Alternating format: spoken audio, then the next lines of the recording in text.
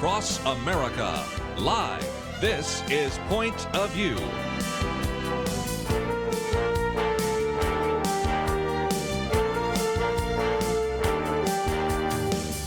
And now, Penna Dexter. Well, happy Monday. Welcome to Point of View. I hope you had a great weekend.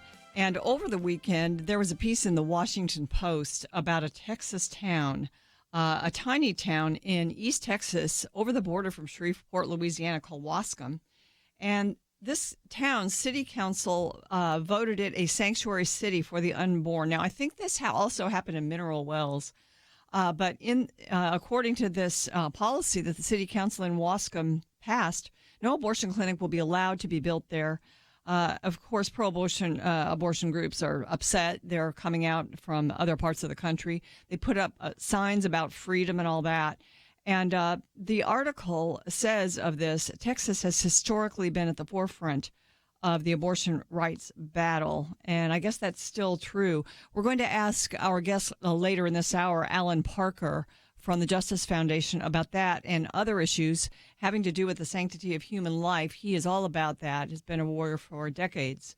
And then Anne Newman from Speak Up Texas is going to join me. And she has uncovered a summer literacy program taking place in Waco, Texas, and other places in Texas and other places in the country that promotes the GLSEN, Gay, Lesbian, Straight Education Network, sort of LGBT agenda, with a graphic film that 5th and 6th graders have to watch. And it's very dark. It turns out that this is sponsored partially by Baylor University, which is interesting since it's got Christian roots. And then even in this same literacy program, which is, I think, several weeks in the summer for 5th and 6th grade, somewhat underprivileged kids, there's also a whole message and unit on gun control in Texas. Interesting. So we will talk about that with Anne Newman. She has lots of information, and it really harkens back to some of the efforts decades ago to try to transform our educational system, and it becomes a system of indoctrination. We used to cover this a lot at Point of View. Our founder, Marlon Maddox, actually wrote a book about it, and it was called Public Education Against America. So you can imagine the research that was in there. I got to be a part of that research, and we did a lot of interviews. And so this is just the same thing. It never ends. The left knows that if they can target our kids and get them while they're young, then they can go a long way toward implementing their agenda throughout the nation. And so I think you'll want to know about this. And so call your friends. I do also want to mention a couple of pieces of news. One is that this is on the front page of all the papers, so you may have seen it. But President Trump's National Intelligence Director, Dan Coats, is going to leave his post. He's always, in some sense, it's been a little bit of a rocky relationship with the president. What else is new with cabinet members? But Dan Coats, of course, was a senator for a long time from Indiana, came back and served the country as a National Intelligence Director. He's stepping down. And the president says he's going to nominate Representative John Ratliff, who is a Texas Republican. He's been, he was praised last week because he was in those hearings with Bob Mueller. And he was questioning, his questions were played all over the media of Bob Mueller because he was questioning Mr. Mueller for declaring that Mr. Trump wasn't exonerated on the question of obstruction of justice in his report on Russia's interference in the 2016 election. You will remember that in that report and also during the hearings, during the testimony, that was stressed that the president, especially the Democrats, they love repeating that the president, although he was not recommended to be charged with obstruction of justice, he was not exonerated. And this is what Ratliff basically said. He said it was not the special counsel's job to conclusively determine Donald Trump's innocence or to exonerate him because the bedrock principle of our justice system is a presumption of innocence, Mr. Ratliff said. It was very strong. Now, he serves on both the House Intelligence and Judiciary Committees.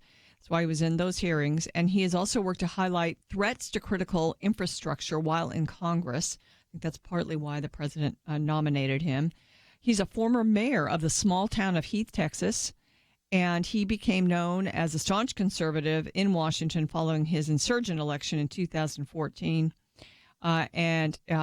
He said he toppled a 30-year Republican congressman. He said the origins of the Russia probe need to be investigated, and that was asked for repeatedly in the hearings. Why did they rely on a dossier by a British person that was ordered up by the Clinton campaign? All of that is being looked into, but he was asking a lot of questions about that too. Now, the Senate will confirm him, certainly. And Chuck Schumer of New York, the Democratic leader in the U.S. Senate, said it's clear that Trump had chosen Mr. Ratliff because he exhibited blind loyalty with his demagogic questioning of Mueller. So that's news of a Texan congressman who is now going to be in the Trump cabinet. And so I guess there'll be an election for his seat. And here's a heartwarming story. Well, first of all, let me just give you this piece of news. You may have heard this one, too, over the weekend. But the Supreme Court, in an order late Friday, allowed President Trump to reprogram $2.5 billion in Pentagon funds to start construction on 100 miles of border wall. Now, this is just the stay of an injunction. Now this case is going to go back down to a lower court, and there'll be further proceedings. But the wall can begin, this part of the wall. I mean, there's been other money appropriated and other work has been done. But this piece of it was challenged by the Sierra Club. And Chief Justice John Roberts and the 4 other conservative justices, Alito, Gorsuch, Kavanaugh, and Thomas, all voted with the government in full.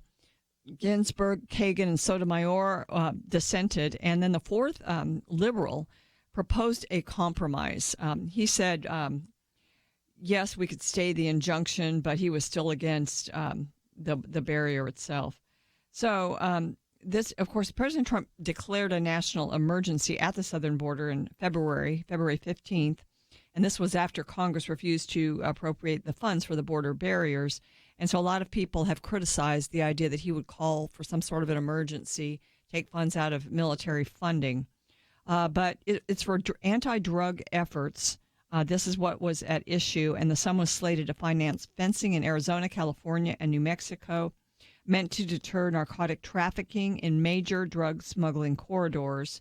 And so the administration is interpreting that as a national security concern, which I would tend to agree with that. The administration moved the funds pursuant to a transfer statute that allows such reallocations to address unforeseen needs, provided they have not been denied by the Congress. And of course, a lot of folks are arguing that it was denied by the Congress. These environmentalists, led by the Sierra Club, sued the administration. They said that this would ruin the recreational and aesthetic parts of the habitats near the border, and that they would curtail hiking, bird watching, and photography. We're talking about national security here, ladies and gentlemen. Stay with us. We are going to discuss more about what's going on at the border later in the program, and also a heartwarming story. We'll be back.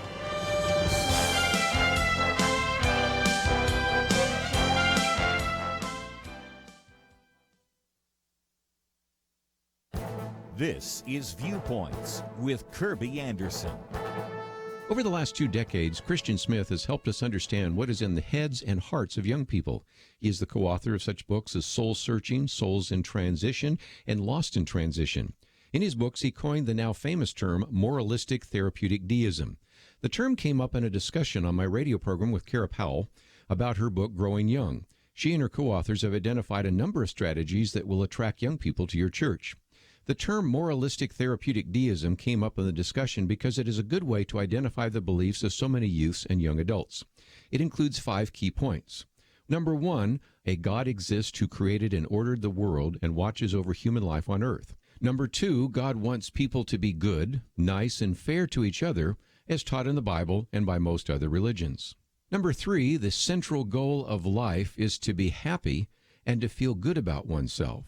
Number 4, God does not need to be particularly involved in one's life, except when God is needed to resolve a problem. And 5th and finally, good people go to heaven when they die. Well, as you can see, this viewpoint is not exactly Orthodox Christianity, and it certainly does not encompass the gospel. Instead, young people want to be moral and also believe in a God who is removed from their daily lives. An important question is whether this moralistic therapeutic deism viewpoint in the heads of young people because of bad theological teaching or poor listening. The authors of Growing Young argue that it is probably both. Sometimes pastors have not taught good theology, but we also must admit that most young people today are captive to the culture. That is why we must work harder to teach a biblical worldview to adults and youth. I'm Kirby Anderson, and that's my point of view. For a free copy of Kirby's booklet, A Biblical View on Anti-Semitism, go to viewpoints.info/anti-Semitism. Viewpoints.info/anti-Semitism.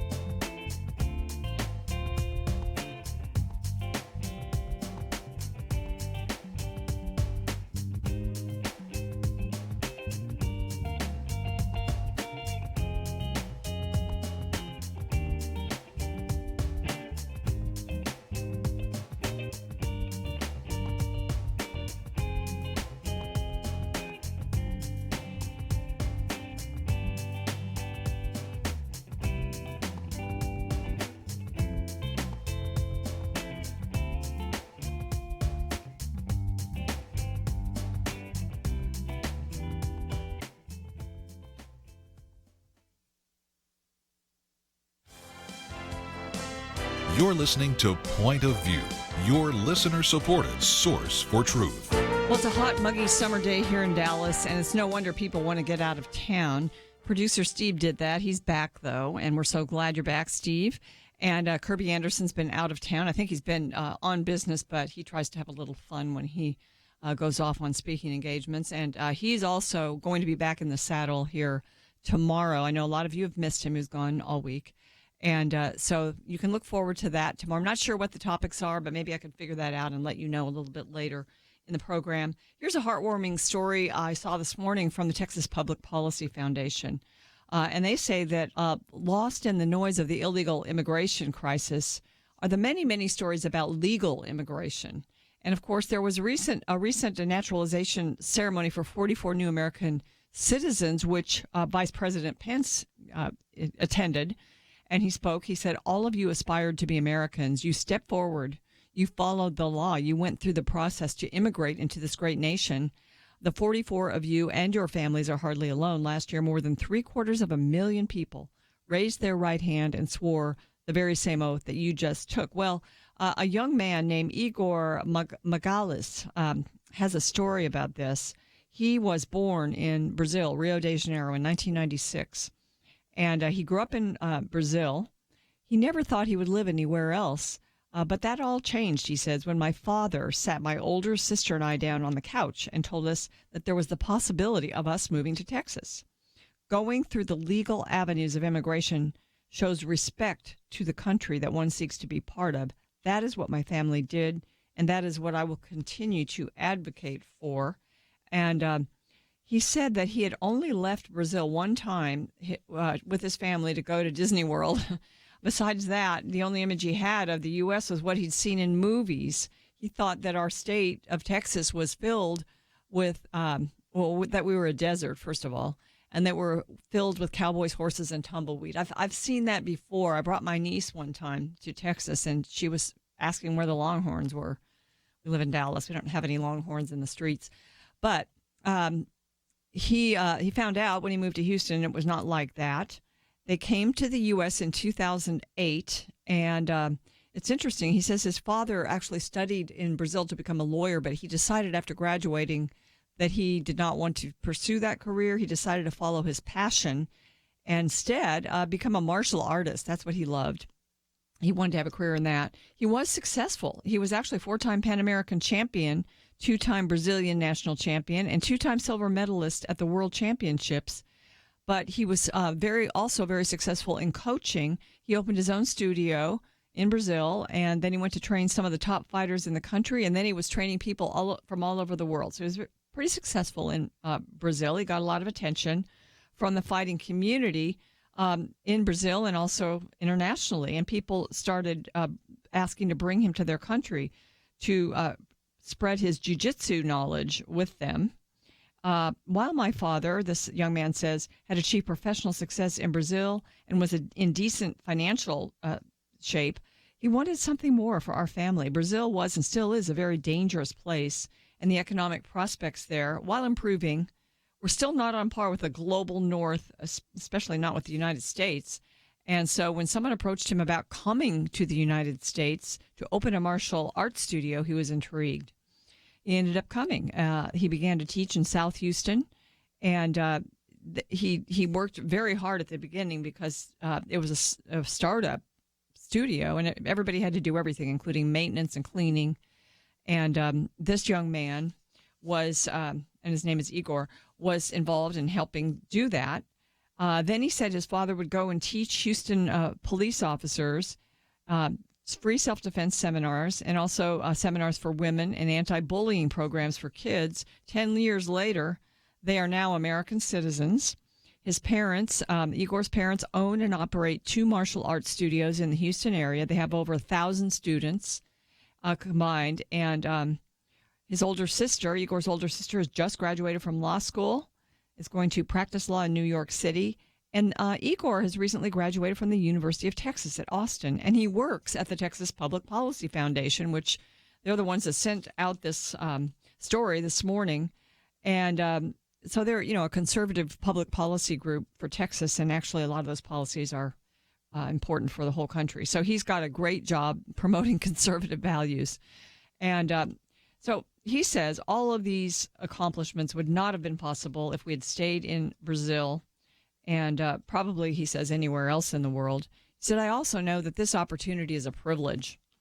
And like any privilege, there are responsibilities that come with it. America is the most generous nation in the history of the world. It has opened its arms to people from all over, including my family. However, like any nation, it has to look for the interests of its people first. The United States has an obligation to take care of its citizens, and to do that, it needs to know who resides in its borders. He says coming into the country illegally, either by crossing a border or overstaying a visa or taking advantage of loopholes in American immigration laws, compromises the sovereignty of the United States. Going through the legal avenues shows respect to the country that one seeks to be a part of.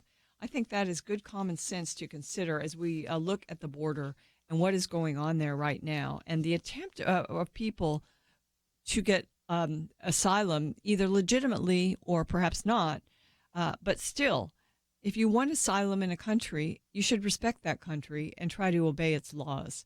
One more story that I want to report on you. I teased it at the beginning, and it kind of will help take us into our interview with Allan Parker, who's going to join us in the next half hour. He is with the Justice Foundation, and he has a project called Moral Outcry.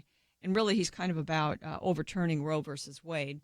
What laws, state laws, are out there that are being challenged that could make their way up to the Supreme Court for such a challenge to Roe versus Wade? There are several that he could mention. He's also going to talk about why we need to overturn Roe versus Wade and ways to do so. And his Moral Outcry program is about that. He's a very interesting guest. We've had him on many times over the years. But this is the story. A tiny Texas town finds itself on the front lines of the abortion wars, and this town is Wasco, Texas. I saw this in the Washington Post over the weekend. Almost overnight, a small town nestled in the heart of the Southern Bible Belt has become a battleground for America's deeply divisive debate over women's, quote unquote, Washington Post loves the term, reproductive rights.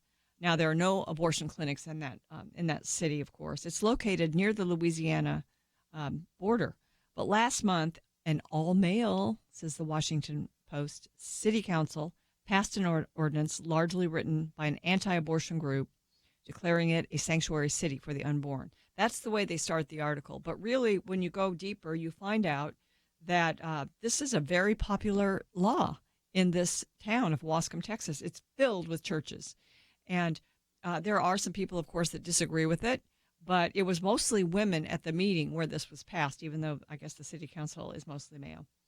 So it was something that the people and the townspeople of this town wanted, but other groups came in.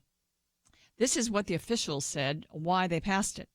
As a preventative measure designed to allay the council's fears that the signing of strict abortion bans in Louisiana could prompt clinics to move across the border and into their town of about 2,200 residents. All across the South, strict abortion laws and restrictions are being passed. And so these folks thought maybe Texas would be a destination for some of these clinics if people can get abortions in other states that are nearby.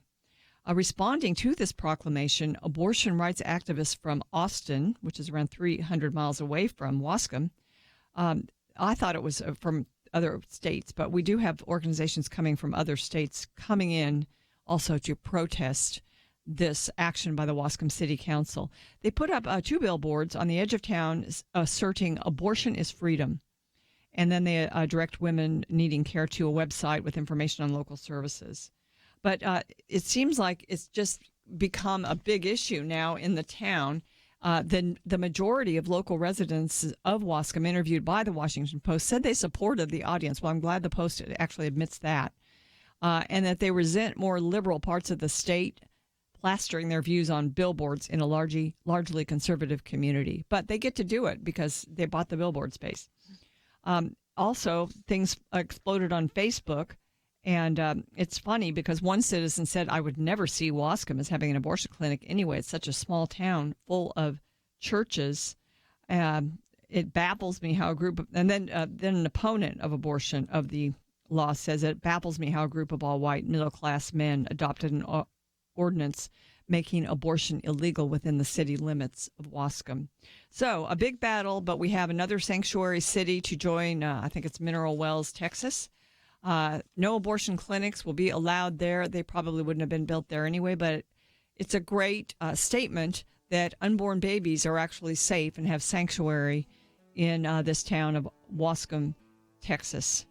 Next up, Allan Parker will join us. We're going to talk about the possibility, timing perhaps, of the overturn of Roe versus Wade. We'll be back. We live in a digital generation. Point of View is reaching this often overly plugged-in generation with truth.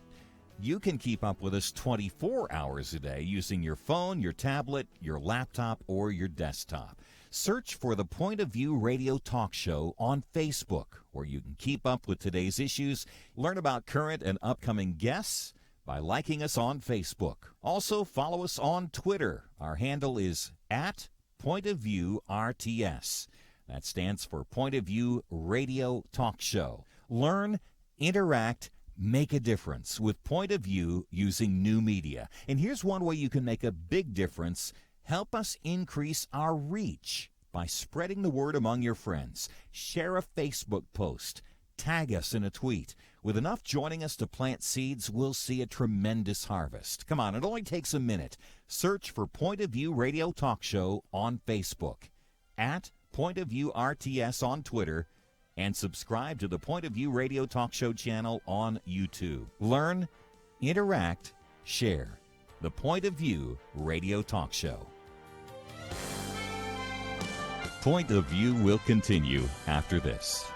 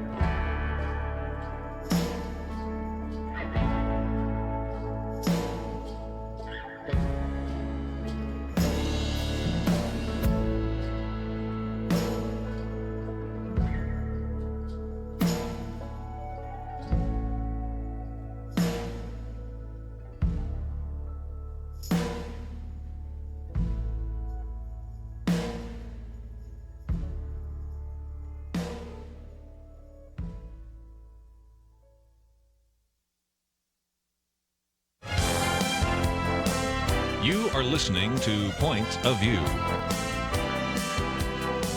The opinions expressed on Point of View do not necessarily reflect the views of the management or staff of this station.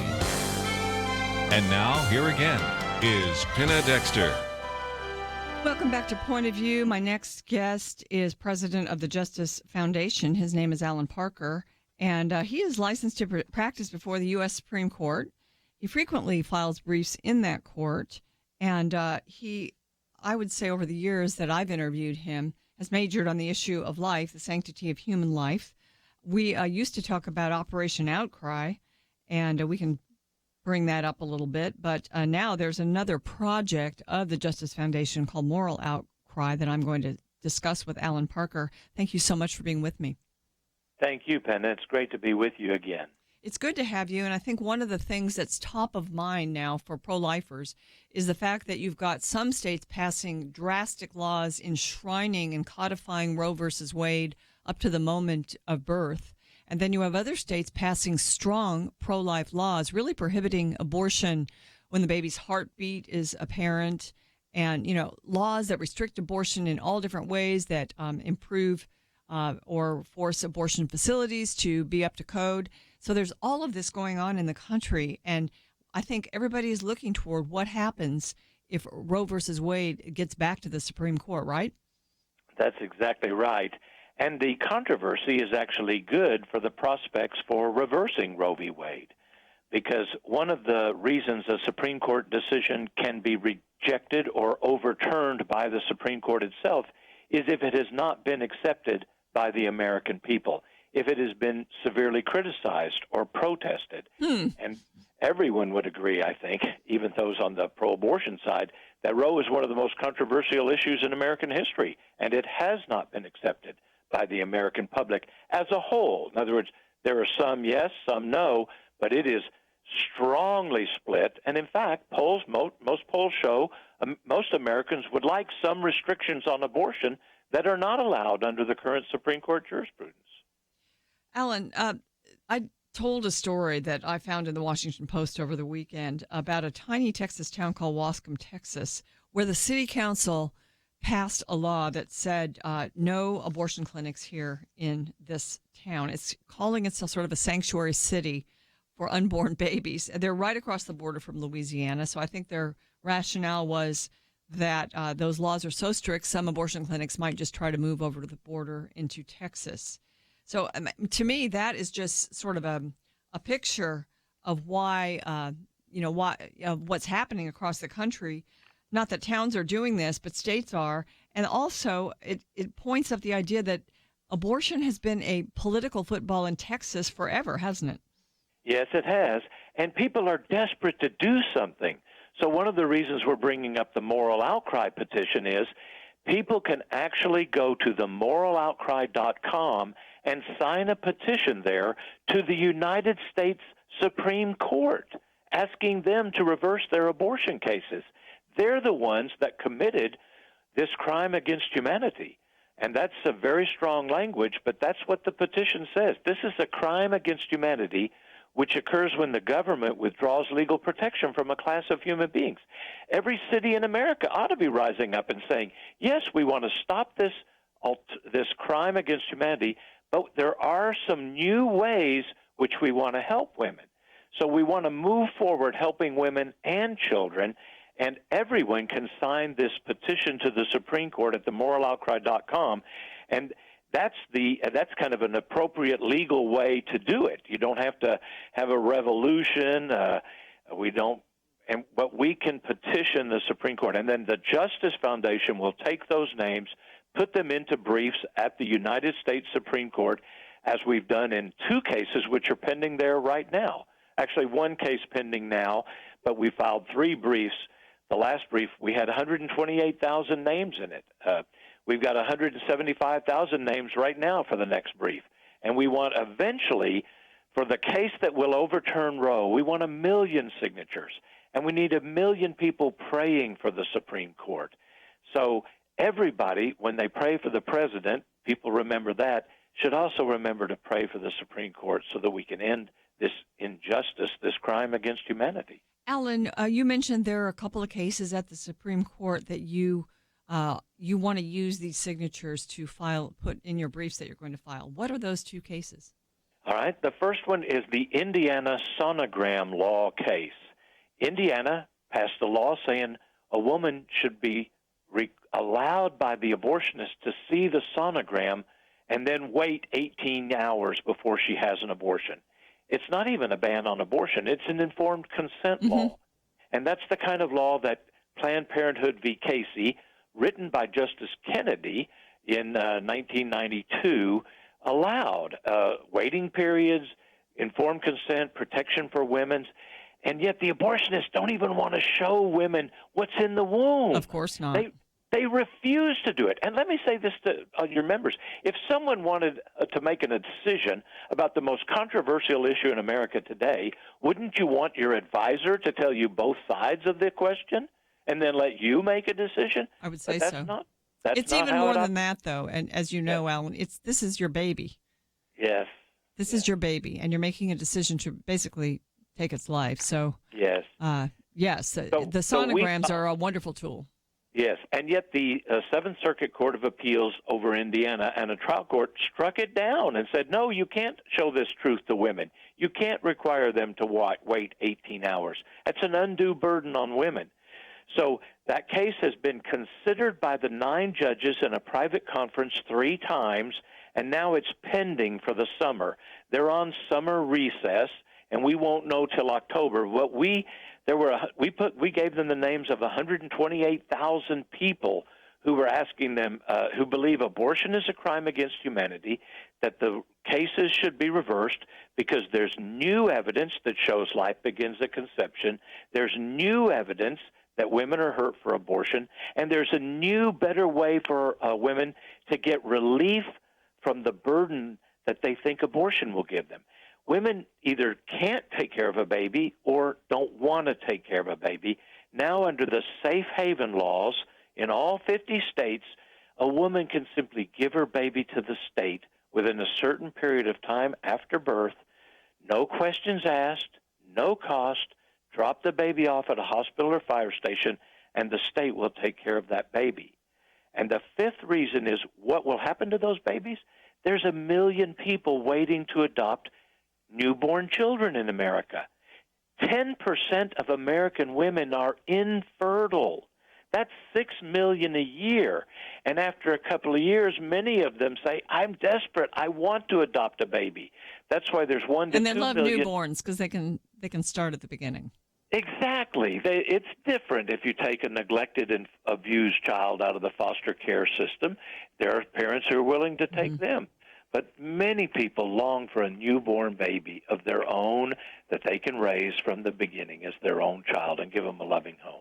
So that's the beautiful 5 reasons in the moral outcry petition, and that can appeal to some of the new justices on the court who think Roe v. Wade was wrongly decided, but that's not enough under the law of precedent. There have to be more reasons to justify reversing a Supreme Court precedent. That's why I emphasized new science. They said in 73, at this state in the development of man's knowledge, we don't know when life begins. Well, now we do. DNA testing shows it's 2 human beings. It's a lie to say it's a woman's body. No, you're killing someone else's body. It's not your body you're killing. Your body's okay. No wonder you're okay. And again, we want to have compassion on the women. I represent 4,600 women under Operation Outcry, as you mentioned, who've given us their legally admissible written testimonies. Both of these briefs, the Indiana one and the Louisiana case we haven't talked about. Which we'll do after the break. Okay. That one's already been highlighted by the Supreme Court. So again, we have the women's testimonies in the court case, and it was the women's testimonies that changed Justice Kennedy's heart and made him support these informed consent bills, because Justice Kennedy said some women come to regret aborting the infant life they once created and sustained. Severe depression and loss of esteem can follow. So we know the testimonies impact them. We know we don't want to hurt women. Let's help them through the safe haven laws. If Alabama's law banning all abortion went into effect today, No Alabama woman has to take care of a child she doesn't want. She can drop that baby off, and there's no coat hanger abortions, no going back. She can simply say, I don't want this baby. I'm not even giving you my name. And then the state will contact the parents who are waiting for newborn children and say, hey, we have a baby. We've checked it out at the hospital. Here's its medical condition. Do you want this child? You're the first person that alerted me to that possibility. I had no idea it existed. And certainly people can do that. They can also put this child up for adoption. And there are people who would love a newborn, as we said. Well, ladies and gentlemen, we will continue this conversation, talk about the Louisiana law right after this.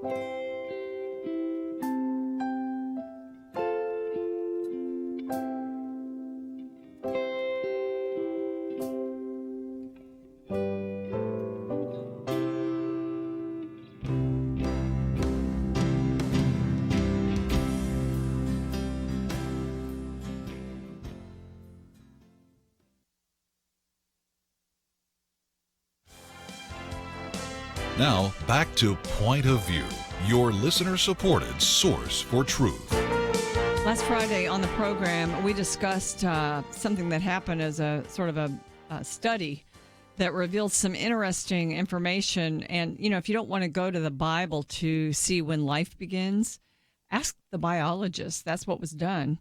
Over 5,000 biologists were, it was a survey of about 5,500 biologists. And 5,200 of them affirmed the biological view that human life begins at fertilization. Hey, I guess it does. Just ask the biologists, Alan. And this is just another piece to the puzzle that they basically claimed they didn't have back when when Roe versus Wade was affirmed. Yes, Penna, the lies are coming down. Truth is getting, his truth is marching on. It's like the battle hymn of the Republic. His truth is marching on. The lie can only be successful for a little while, and then the truth will win. It seems like a long while, but this movement, and this is something else that, the media tries to talk about the pro-life movement maybe losing steam today because of what we're seeing out there in some of these blue states. But my friend Jason Jones wrote that it's actually becoming anti-fragile. There's so many different people like yourself who are they're coming at this from different directions. I mean, you have the Crisis Pregnancy Center, the Pregnancy Resource Center movement across the country, which is taking care of moms that find themselves pregnant. And then you have the legislative efforts, as we've discussed, and you have the testimonies of women. You have all of this and more. So you've got this strong, multifaceted pro-life movement that has not cracked or been fragile. It's actually gained strength as it's moved ahead. Every year it grows and grows. The numbers involved are growing, and the number of people who want to do something is growing. And that's why anyone that would like to see Roe v. Wade reversed can now sign the Moral Outcry petition at themoraloutcry.com, and their name can be recorded in briefs at the United States Supreme Court, friend of the court briefs, in appropriate abortion-related cases, like the Indiana case we talked before the break, and in the Louisiana case, others like that. If they take the Louisiana case, then we will be filing a full brief with all the 5 reasons why Roe v. Wade should be reversed. But anyone who's pro-life can stand against New York, can stand against Vermont, and say, no, we need to be able to protect human life in this country. Allan, if you go to the Justice Foundation website, because that's what we've linked to, can you see the Moral Outcry pretty easily? Yes, it's on there also. That's right. Okay, so you can either go to themoraloutcry.com, correct, or .org? Yes, .com, themoraloutcry.com. Or just go to pointofview.net. You'll see Allan's picture and his bio, and it says visit the website. You can click there to go to the Justice Foundation, and you'll see the Moral Outcry. And it's really easy, ladies and gentlemen, to be part of this petition. It is, and we're not doing this as a major fundraising effort. We've actually only sent out 4 or 5 emails in a year. We will contact you some, like when we file a brief, we want to let you know we filed a brief and others, but we don't sell or share the names with other organizations or anything. And so as lawyers, we want to, be people of integrity and do what we say. And we've done this for about 26 years. Yeah. We've collected those women's testimonies and taken them to the Supreme Court, and we've seen victory with the testimonies of the women of Operation Outcry. If you're a woman who's had an abortion, there is help and healing. There's also Operation Outcries on our Justice Foundation website. You can get 24-hour day, 7-day-a-week lay counseling and referral to a Bible-centered, Christ-centered healing program for you if you've had an abortion. And men also, because men suffer from abortion too. That's part of the new evidence. The Supreme Court thought it was helping women a long time ago. It said, oh, you have this burden of child care. And listen, I've listened to 4,600 or more stories why women get abortions. There are some hard reasons. What if your husband just divorced you and you have 5 children already and you're pregnant with a 6th and you haven't been working in the workforce for 10 or 15 years? Aren't you going to be a little bit afraid? How are you going to take care of yourself? That's, just a powerful story. Abortion's not the right answer, but now we have the safe haven laws, and we have the pregnancy resource centers to help women find work and employment and to help people too. We want to help the women. But it's time to stop the killing of the children and promote, let's give those babies to the families who are desperately longing to take care of it. My own daughter has a good friend. I'm not going to mention any names, and I'm not going to even mention the city, but they adopted the child of a couple that was just in their 40s, like the woman was 45, and she said, I've had children. I don't want to have any more children. I think she could have. They were a fairly well-to-do couple, but she just didn't want to raise another family, and she gave that couple to that baby to a family that was desperately waiting for a newborn child, and the child's doing great. I mean, there's a million great adoption stories out there, folks. Oh, there sure are. And at our banquet this year, we had 5 adoption stories. And when I asked the people, okay, how many of you have been touched personally within your close family by adoption? You either were adopted or you've adopted somebody, or you have like a niece or a nephew, a brother or sister, somebody adopted. Or you or one of your brothers or sisters was adopted. Pretty close. About 60% of our audience raised their hand. Adoption is all around us. Yeah. We're adopted into the family of God. Such a beautiful picture of our adoption into the family of God, isn't it, Allan? Yes, it is. So we need to be promoting adoption. This is the first national radio program I've said this on. I have a press release ready. We're going to be asking the President of Congress to shift the defund Planned Parenthood program a little bit. We want Planned Parenthood defunded, but we want the money used to, instead of promoting abortion, to promote adoption and the safe haven laws in all the 50 states. Be able to say to the women who would otherwise need an abortion to be free of child care, to say, give us your baby. We're going to find the parents for you. They're out there. So it's not just defund Planned Parenthood, it's promote adoption. And the safe haven law is already out there. We don't need to pass laws. Right. You can go to National Safe Haven Alliance and .org to find the one in your state. And it might be 3 days after birth in California or Alabama. It's up to a year in North Dakota. Usually 30, 60, or 90 days are the common terms. But just drop that baby off at a safe place, unharmed. In Louisiana, you can call 911 and they'll come get the baby. Wow. Amazing. Well, we didn't get to talk about the Louisiana law. Can you, in 20 seconds, just tell us about that one? Yes. They're requiring hospital admitting privileges for the abortionists because they can puncture women's uteruses and their colons. They can promote sterilization, and the women can bleed to death if they're not taken to the hospital and getting continuity care. But they say, no, we don't want to do that. It's too much trouble. The Fifth Circuit upheld that law, so the abortionists are appealing. And we filed briefs that say the abortionists shouldn't even be allowed to represent women, claiming they're working for women when they injure so many women. Okay, well, the Fifth Circuit struck down the Texas law that was similar, so it's going to be a very, very interesting development to watch, that developing story. But, Allan, thank you so much for joining me today. You are, as always, a wealth of information and so encouraging, and we appreciate you being with us today. We'll have you back. That's right. And the Supreme Court struck it down, not the Fifth Circuit. Right. Yeah. Sorry about that. Thanks for correcting me. Right. Ladies and gentlemen, next up, we are going to talk about a children's literacy program that is about a lot more than just literacy, and it's been uncovered in Waco, Texas, finding out it's nationwide. We'll talk about it right after this.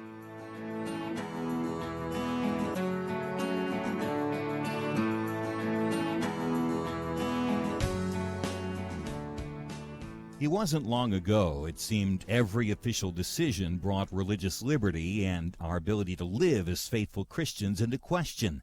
Some of us wondered how long it would be before we were literally forced to choose between obeying God or men. That pressure seems to have subsided just a bit, and now is the time not to take a breath, but to work as hard as we can for the future of our nation. Thanks to you, Point of View is doing just that. And our special thanks to those who have become members of Truth Team 360. In football, 22 guys battle it out on the field while 40 or 60,000 watch in the stands and perhaps hundreds of thousands more watch on television. We need a special few to get out of the seats and into the game. Join today by calling 1-800-347-5151 and ask to join the Truth Team, or visit us online at pointofview.net/team. We really do need you. The nation needs you. 800-347-5151 and pointofview.net/team. Point of View will continue after this.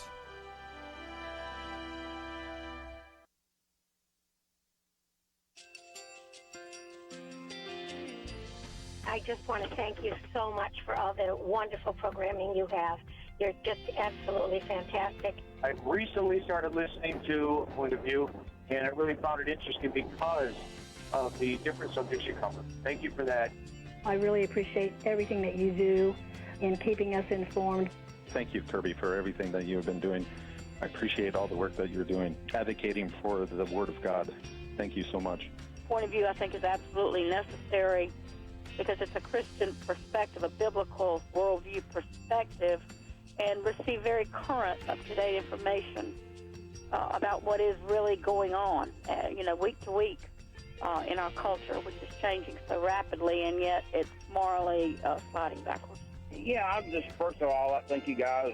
Y'all's program is wonderful, and enjoy it every day. I learn so much every time I listen to it. Point of View Radio Talk Show.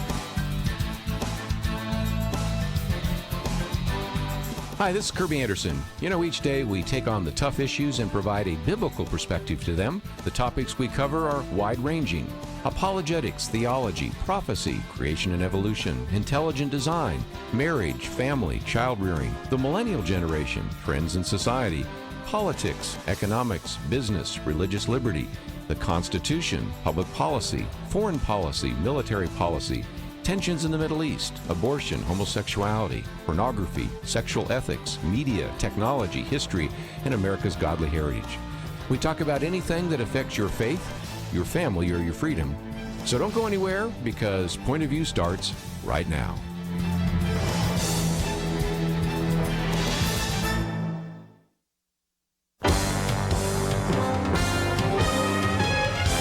Across America, live. This is Point of View.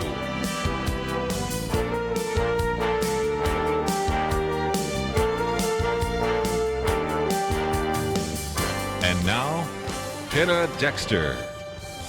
This comes out of the Waco Tribune. Group criticizes Transformation Waco board after students shown documentary about murder of gay boy. It starts out, a group of concerned citizens, in quotes, has condemned the showing of a documentary about the 2008 murder of a gay boy to students at 2 Waco Independent School District schools participating in Baylor University's Freedom Schools program. The group Speak Up Texas, formed during this year's legislative session, referred to itself as quote-unquote concerned citizens, and expressed dismay during a Transformation Waco board meeting. This was a little more than a week ago, that children as young as 11 years old were shown the HBO documentary Valentine Road. The group president, Anne Newman, said. Now, I remember this story. This kid, Lawrence King, wanted to come to school dressed as a girl. The school let him. And he went out, I think it was on the basketball court, and he asked an older boy that was 15 to be his Valentine. Of course, the older boy, he already was a little troubled himself.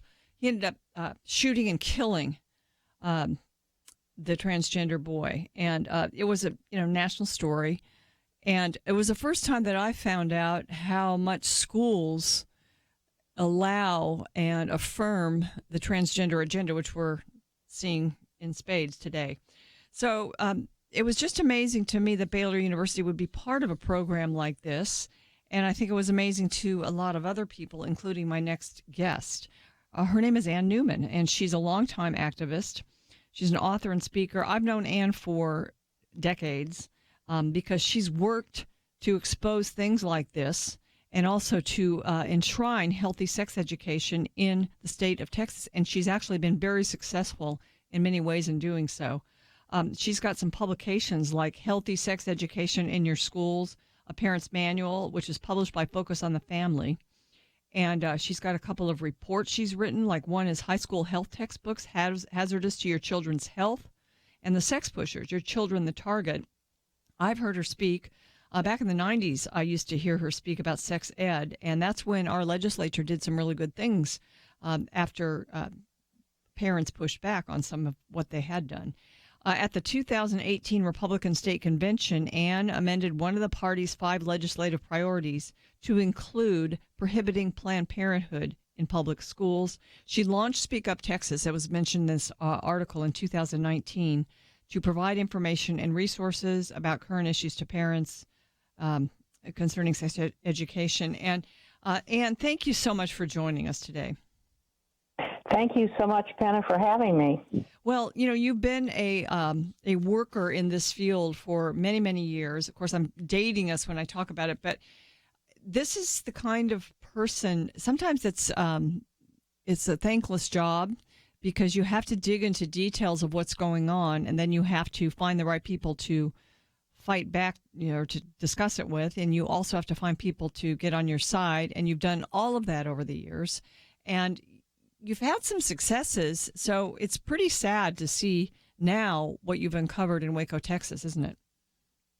It is, and I think we're seeing a trend nationwide to introduce gender ideology to indoctrinate children.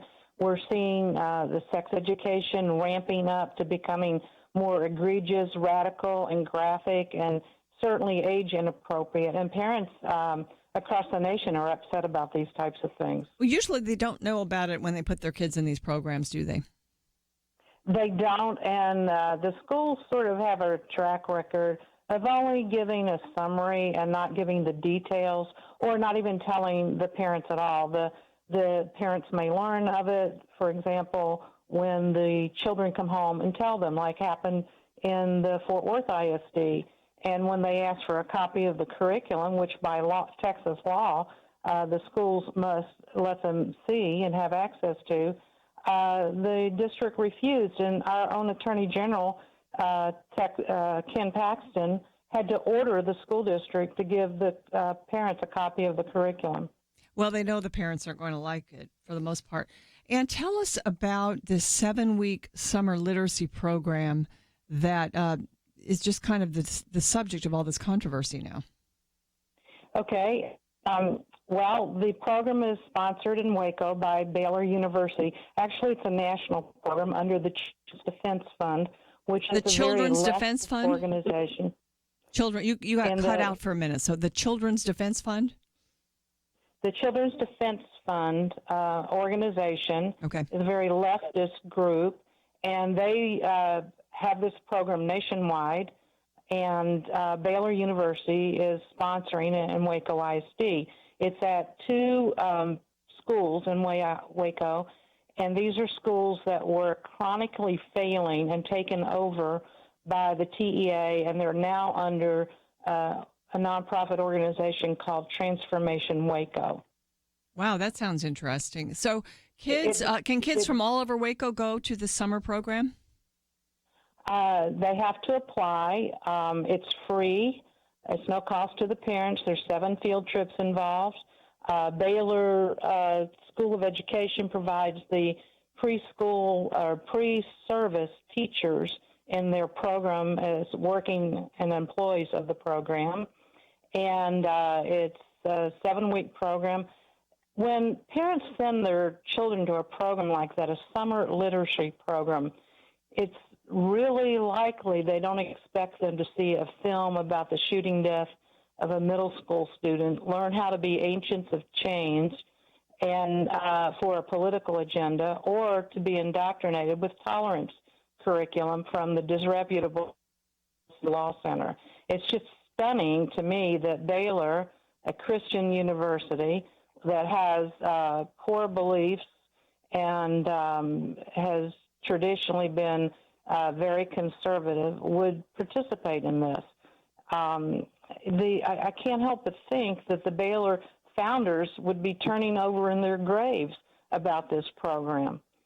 Yeah, the School of Education, are they spearheading this, or are they helpers? How are they involved? Okay, the program is set up as a partnership between Baylor School of Education, Waco Independent School District, Transformation Waco, which is the nonprofit that the failing schools are now under, Prosper Waco, which is another nonprofit, and the City of Waco. The executive director of the program is Dr. Lakia Scott. She's a Baylor University assistant professor of curriculum and instruction, and according to the Baylor website, her work focuses on social issues in education like equity, social justice, race, gender, and social class. Okay, so it sounds like it's agenda-driven and probably coming from a lot of those different organizations, but Baylor is not innocent here. It sounds like they're pushing this stuff.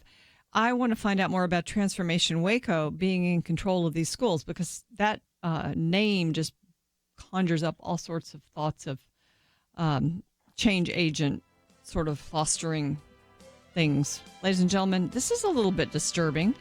If you have run into this, give us a call, 800-351-1212.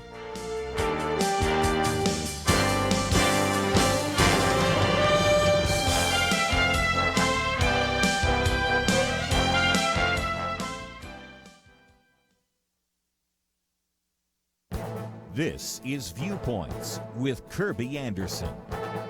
Over the last 2 decades, Christian Smith has helped us understand what is in the heads and hearts of young people.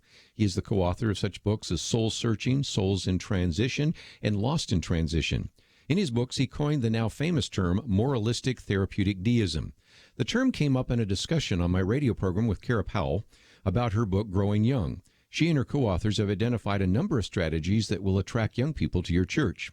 The term moralistic therapeutic deism came up in the discussion because it is a good way to identify the beliefs of so many youths and young adults. It includes 5 key points. Number 1, a God exists who created and ordered the world and watches over human life on earth. Number 2, God wants people to be good, nice, and fair to each other, as taught in the Bible and by most other religions. Number 3, the central goal of life is to be happy and to feel good about oneself. Number 4, God does not need to be particularly involved in one's life, except when God is needed to resolve a problem. And 5th and finally, good people go to heaven when they die. Well, as you can see, this viewpoint is not exactly Orthodox Christianity, and it certainly does not encompass the gospel. Instead, young people want to be moral and also believe in a God who is removed from their daily lives. An important question is whether this moralistic therapeutic deism viewpoint in the heads of young people because of bad theological teaching or poor listening. The authors of Growing Young argue that it is probably both. Sometimes pastors have not taught good theology, but we also must admit that most young people today are captive to the culture. That is why we must work harder to teach a biblical worldview to adults and youth. I'm Kirby Anderson, and that's my point of view. For a free copy of Kirby's booklet, A Biblical View on Anti-Semitism, go to viewpoints.info/anti-Semitism. Viewpoints.info/anti-Semitism.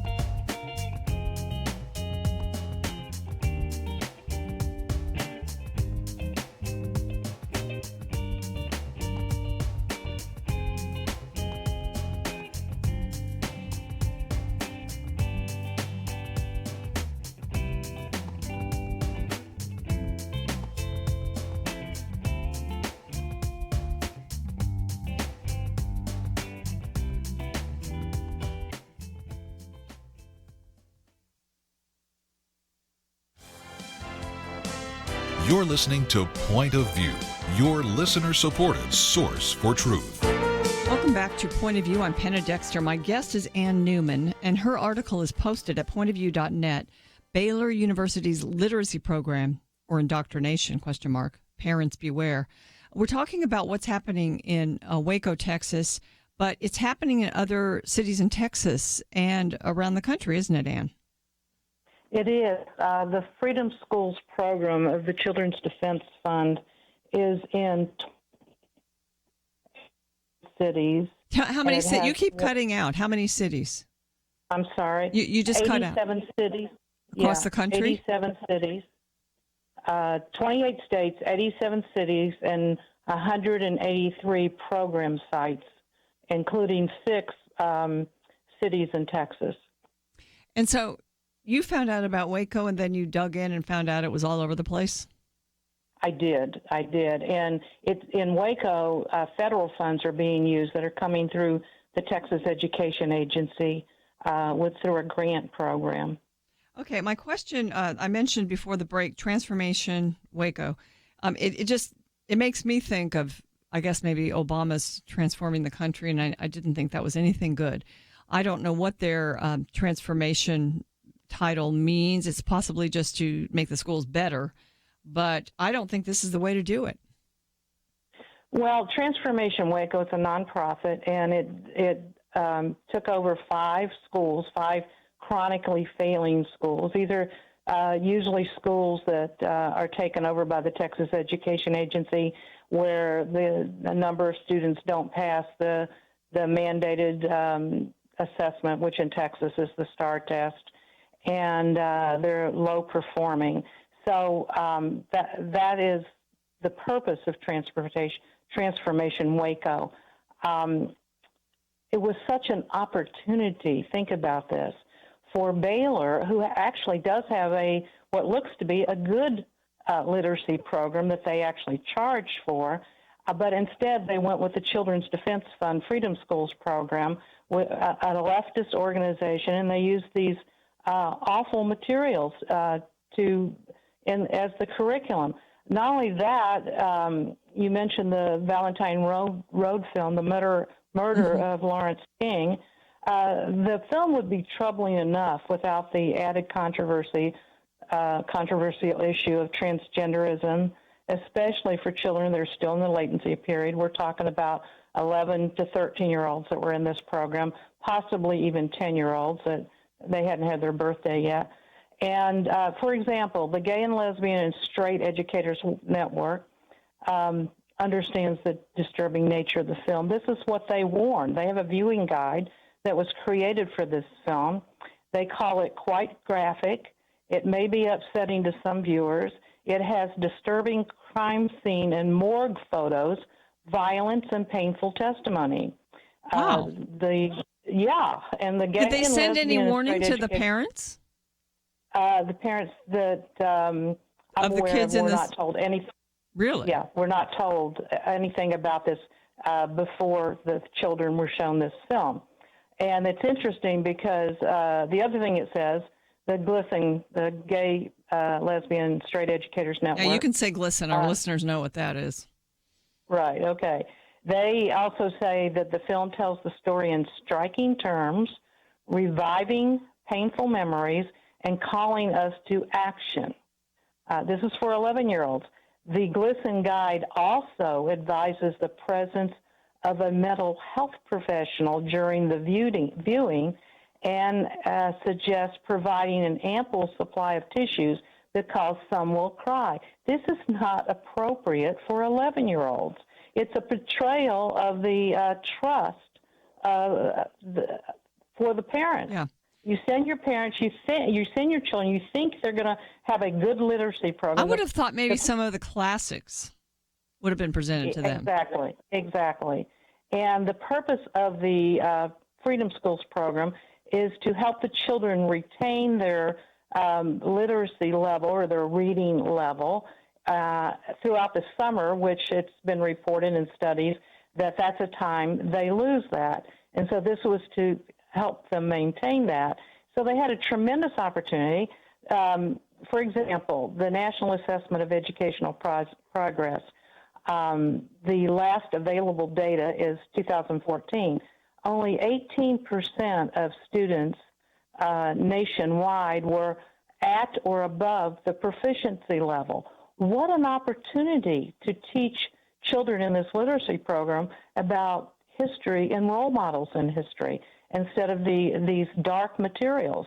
Another curriculum material was a novel called Give a Boy a Gun. It's about teenage boys who stole an arsenal of guns from neighbors and used those guns to take their classmates hostage. Wow. You know, think about these. So it's an 11-year-olds. anti-gun message in the state of Texas.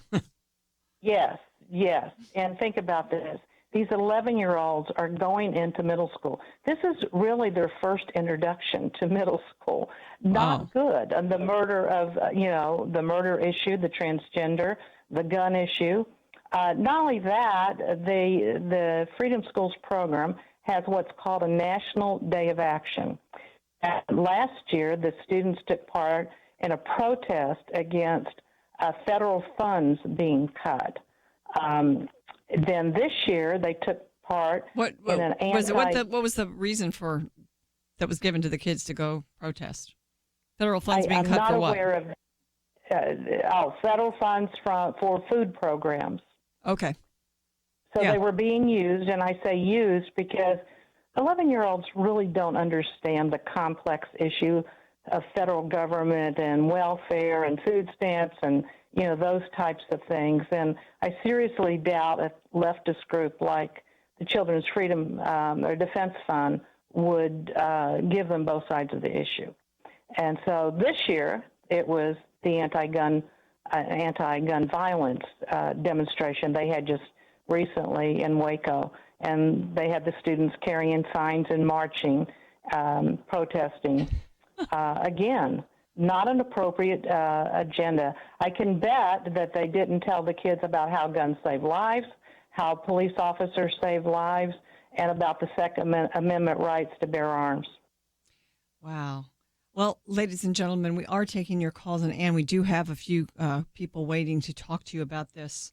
But before we do, before the break here, I want to go back to see what you did, because I understand that you actually went to a board meeting of Transformation Texas to talk about this. What happened, and what was their response? Well, I'm laughing because when I think about the response, it was sort of typical of school boards. They sat there like toads on a log and said nothing. They did cut one of the speakers off. The chairman Who spoke? of the board, Who did you have there speaking? We had 7 people there, including a former Baylor professor, and they took different aspects of the program. For example, one of the women spoke about the latency period. Invading a child in the latency period, which is considered between the ages of 5 to adolescence, can be very harmful. So she dealt with that, and others dealt with the various issues involved. They heard the testimony, and that was it. They didn't say a word. They didn't ask any questions. They just listened? They just listened. And when I was speaking, I couldn't see the chairman of the board when other people were speaking. But when I was speaking, the chairman of the board looked very angry, particularly at me for what I was exposing. You guys were a pain in the neck to them, I'm afraid. I think we were. Well, this is, ladies and gentlemen, this is sometimes what you will encounter when you complain about things to school boards. Their tactic is to listen, allow you your opportunity to speak, and then try to move on and do nothing, or try to co-opt you to come in with them and be part of the school and give you a title or a committee position so that you'll feel you have an influence and go right along their merry way doing what they were going to do. So I know this program has ended for this year. They're done, but it's an annual thing, and kids will be going again next year. And I think by then, this ought to be made nationally known, and people all over the country listening to Point of View now can have their antenna and their radar up for this program. So I think that's one of the hopes, and I'm glad Anne Newman is here. We are going to continue to discuss this issue, and go to pointofview.net. Check out Anne's article. It'll give you all the details. Also, Point of View's donate button is there. As you know, we depend on your gifts, and the summer is especially important that more of you than ever help us out. So do that, and we'll be right back. We live in a digital generation. Point of View is reaching this often overly plugged-in generation with truth. You can keep up with us 24 hours a day using your phone, your tablet, your laptop, or your desktop. Search for the Point of View Radio Talk Show on Facebook, where you can keep up with today's issues, learn about current and upcoming guests by liking us on Facebook. Also, follow us on Twitter. Our handle is @PointOfViewRTS. That stands for Point of View Radio Talk Show. Learn, interact, make a difference with Point of View using new media. And here's one way you can make a big difference. Help us increase our reach by spreading the word among your friends. Share a Facebook post. Tag us in a tweet. With enough joining us to plant seeds, we'll see a tremendous harvest. Come on, it only takes a minute. Search for Point of View Radio Talk Show on Facebook, @PointOfViewRTS on Twitter, and subscribe to the Point of View Radio Talk Show channel on YouTube. Learn, interact, share. The Point of View Radio Talk Show. Point of View will continue after this.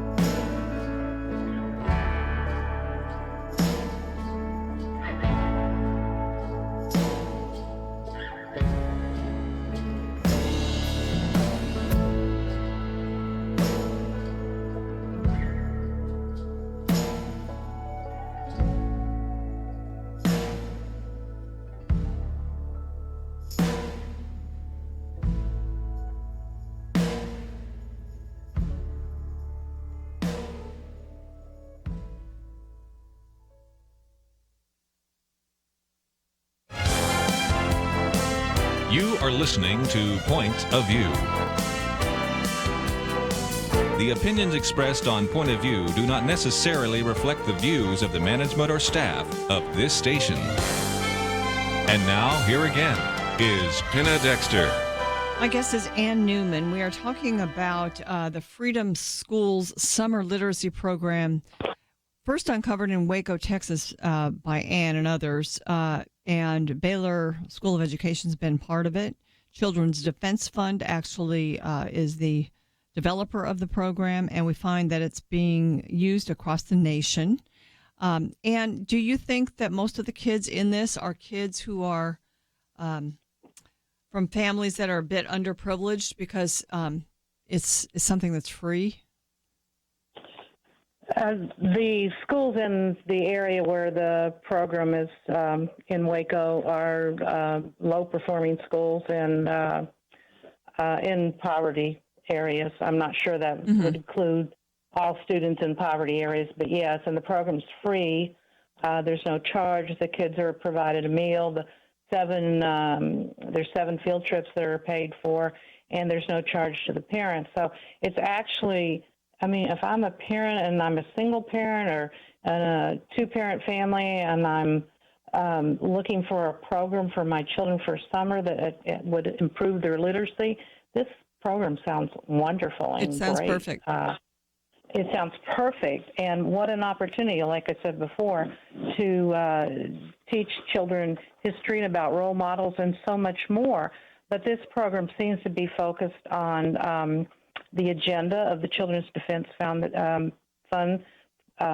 Freedom Schools Program, and the Southern Poverty Law Center. The Southern Poverty Law Center is another leftist organization who puts people on a hate list. For example, the Family Research Center, which you all know about. Yeah, FRC, Family Research Council.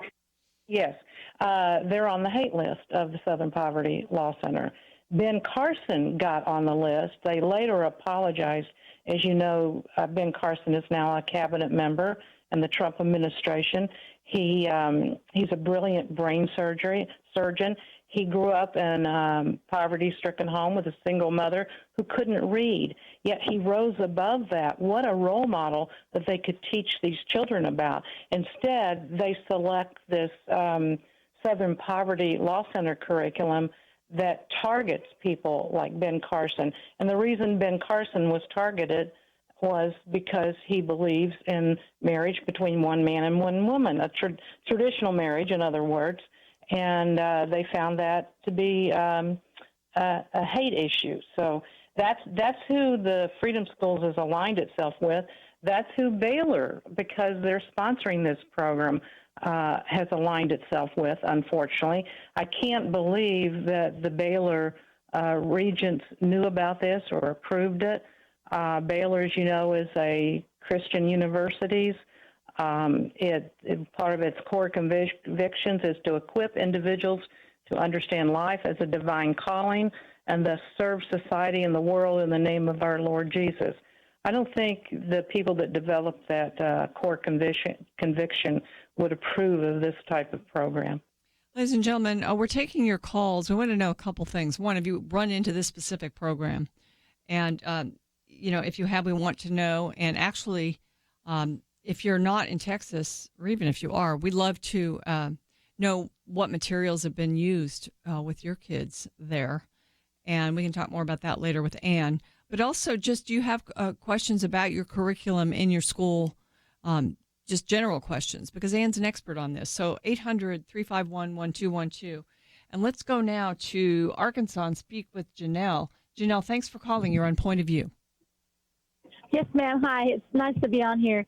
I was just calling. I have seen the same actions throughout my public school, my children's public school, and I was wondering, as an uneducated mother, I have overcame a lot of things, and I have a good job now, but I don't really know how to move forward to help stop things that I have seen in the public schools here in this small town in Dover, and I really haven't been bold enough to do anything about it either, but if I could be educated to maybe help it around here, it can grow out and help our whole country sometime. But For instance, one thing I've seen last year, the school sent out a paper that parents had to consent for, and I asked to see the paper. It's through DHS, and it asks about different drugs and stuff, and I didn't want my kids to do it, and I wanted to see what questions were on it. Well, they refused to give it to me. Did you refuse your consent? I think I ended up letting my son take the test, and I shouldn't have, but I had went to the school asking for it. They said they couldn't give it to me, and then I went to the main office at the school, and they wouldn't give it to me. And it's a questions that DHS, I guess DHS wants to know about the household. Yes. Locally. They're very invasive. They ask the children. Yes, and I just didn't. My daughter took it a couple of years before and was asking me questions about the questions on there, and I didn't want my son to take it, and I ended up letting him take it because I felt like they didn't want to answer me, and I felt like I was getting pressured, and they just didn't make it seem like they kind of made it seem like I was overreacting to things. You That's know what I'm they'll do. trying to say? And then another time my son, no, it was my daughter, she had a Halloween dance, and I don't volunteer at the school a lot. I work full time. But I wanted to go to the school dance, and I didn't sign up for the PTO or anything, but when I dressed up, took my daughter and I dressed up, we went to go to the school dance, and they told me I couldn't go in. And I went home crying because the school would not let me in my daughter's dance, and they said that I had to, like, pre-sign up or whatever.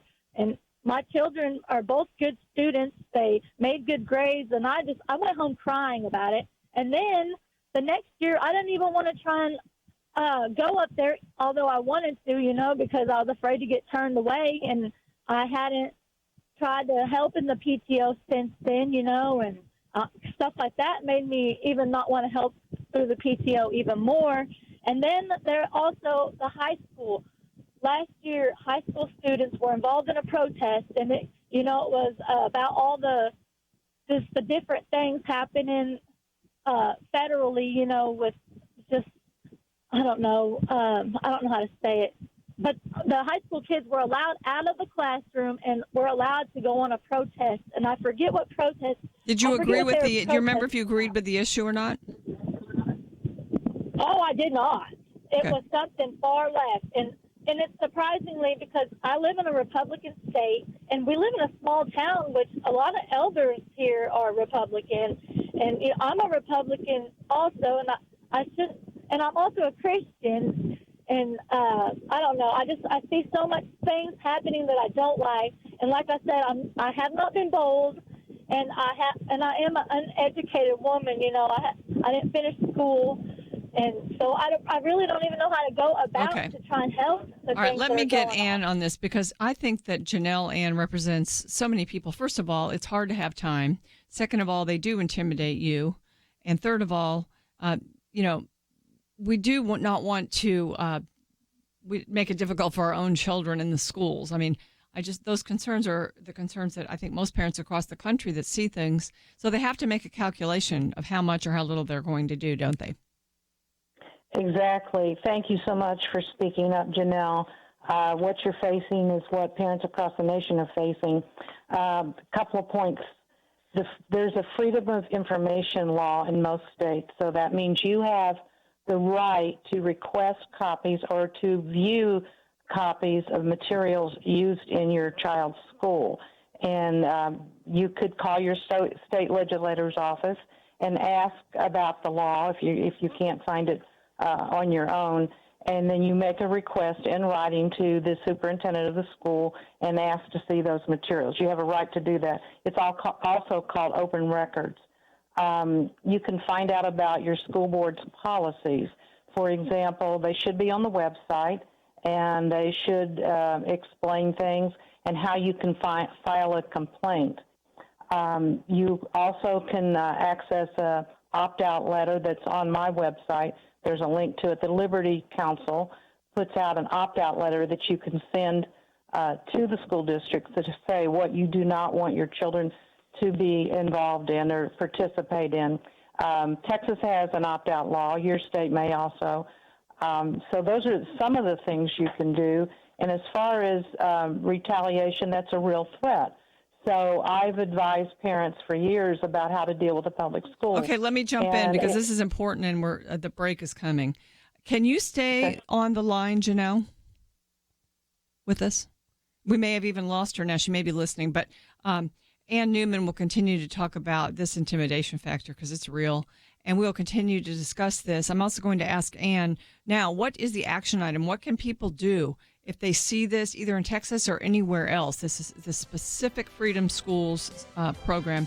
So we'll talk about all of that right after this. Stay with us for more of Point of View.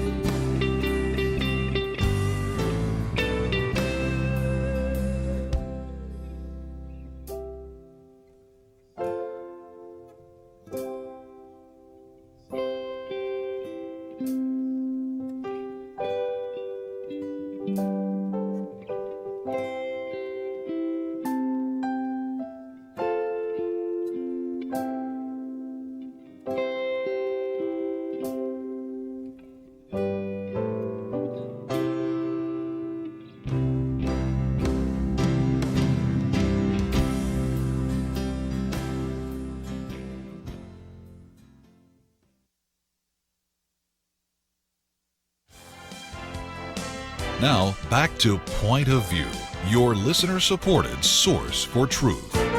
Welcome back to Point of View. We are talking about a very disturbing summer literacy program in Waco, Texas, but we're finding out that it's all over the country. And we're taking your calls at 800-351-1212. Let's go to Texas and speak with Diane. Hi, Diane. Hi, how are you? Great. You covered a little bit what I was interested in. I just wanted her recommendations if people across the country look into it and find out this program was used in their schools this summer.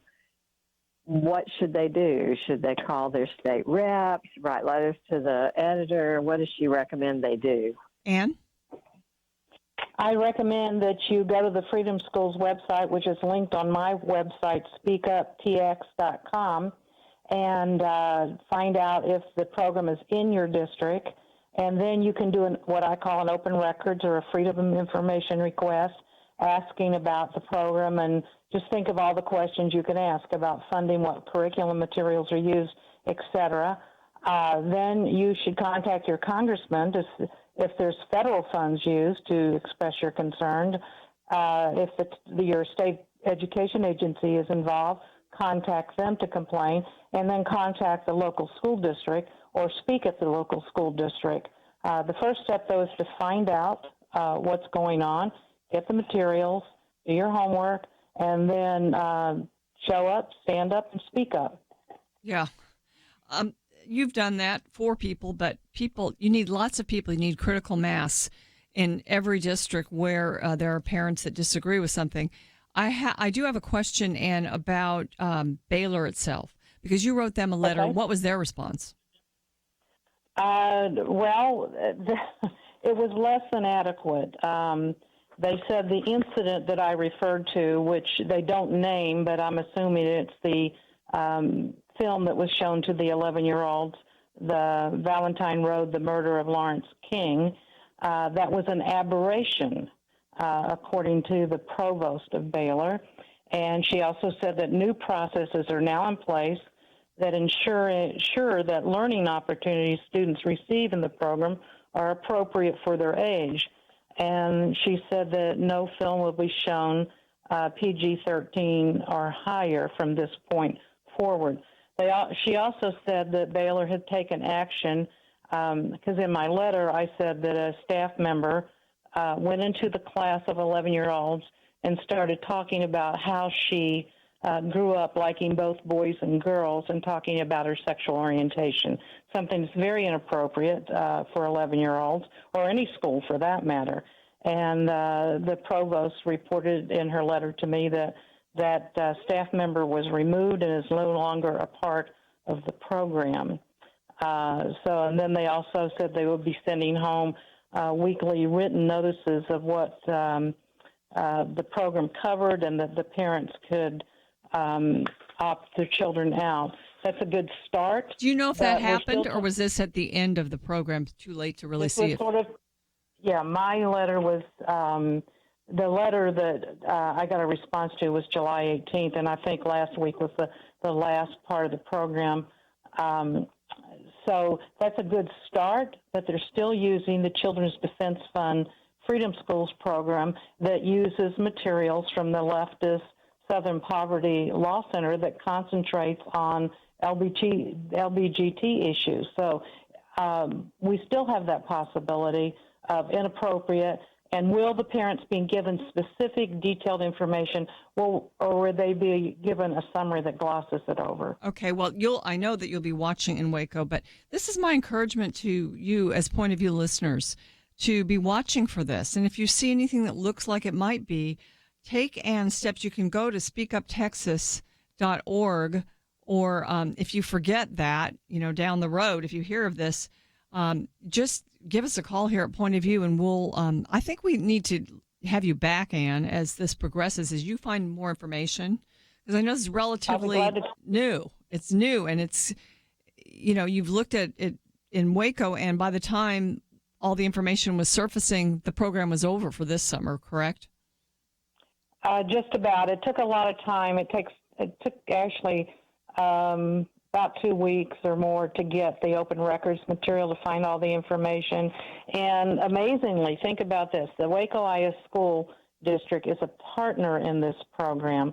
However, in my open records letter to them, they pointed out that they didn't have the curriculum or the supplemental materials, and that here they are, part of a partnership, and they don't even know what's being taught. Yeah. So the whole thing is amazing. Yeah, it really is. I'm glad. And, it takes someone like you that takes the time and energy, although other parents can do this and you help people do it.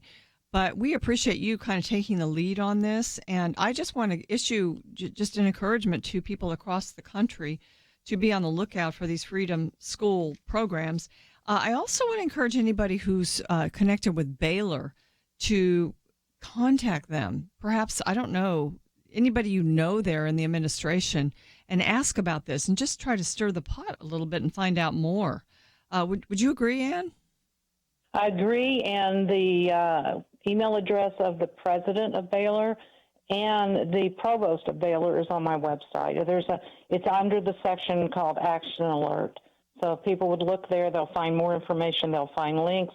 They'll find links to the news coverage. I'd like to go back to Janelle's question or comment about retaliation. Often when parents complain about something, and most in Texas, every school district has to have a complaint procedure. I would think that other school districts in other states would have to do the same thing. But often the first thing that parents hear is, well, you're the only one that's complained. Well, the answer to that is maybe I'm the only one that knows about it, but that doesn't make a difference. This is inappropriate. Okay, so there's a complaint procedure. What I advise parents to do is to point out in a letter, once they initiate a complaint, I do not expect retaliation against my child for my inquiries or expressing my concerns. And if my child is retaliated against, I will take every step possible to assure that this is handled appropriately. For example, in Texas, I would advise parents to file a complaint against any school employee that retaliated against a child with the State Board for Educator Certification. So teachers have to be licensed. Every state should have a procedure. They should have a complaint procedure. So when they get put on notice that you're going to complain, they're going to watch what's happening. I think so. Anne, thank you so much for doing this today. I want to, ladies and gentlemen, send you to pointofview.net. Click through to Anne's website. She's a wealth of information on how to be an activist when there's something in the schools that comes up like this that disturbs you. I have to say I apologize to all the callers who've called in, all from Texas, wanting to talk, and we don't have any more time in this hour. So we do have to have you back, Anne, and I would say they can get in touch with you by going to your website, right? Yes. My email address is speakuptx@aol.com. It's a fairly new website. I'm adding to it, but there's a lot of information on sex education, and there's information on the Baylor program, which I will be adding to. Well, good. Well, thank you so much for giving us this hour to provide the information. And as I said, I think this is just beginning. And as more information comes in, please stay in touch with us so that we can bring it to the audience. I will, and I'd be glad to come back and help explain more and help parents deal with some of these situations. All right, Anne, thank you so much. We appreciate your being with us today. Next up, the Supreme Court is going to hear a case that could bring major changes in school choice laws. And also, we're going to talk with Samuel Rodriguez about, well, is it really like a concentration camp at the border? He's been there. We'll ask him. Point of View is committed to spreading the truth, oftentimes a truth that those in political power don't like getting heard.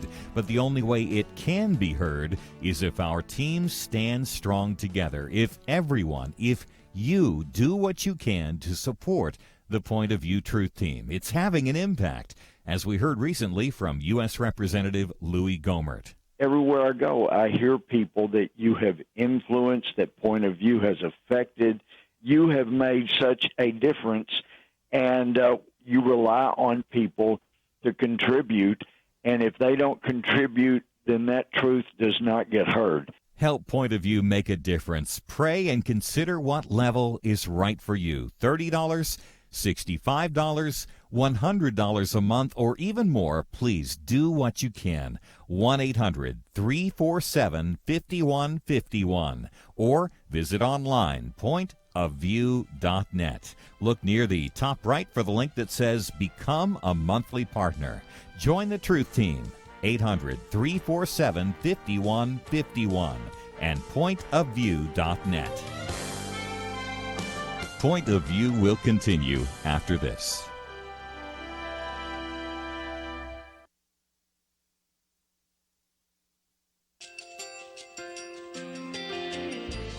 I just want to thank you so much for all the wonderful programming you have.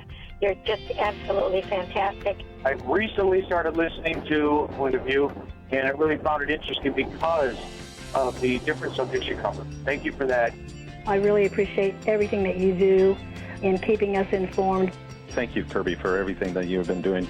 I appreciate all the work that you're doing, advocating for the Word of God. Thank you so much. Point of view, I think, is absolutely necessary because it's a Christian perspective, a biblical worldview perspective, and receive very current, up-to-date information about what is really going on, week to week in our culture, which is changing so rapidly, and yet it's morally sliding backwards.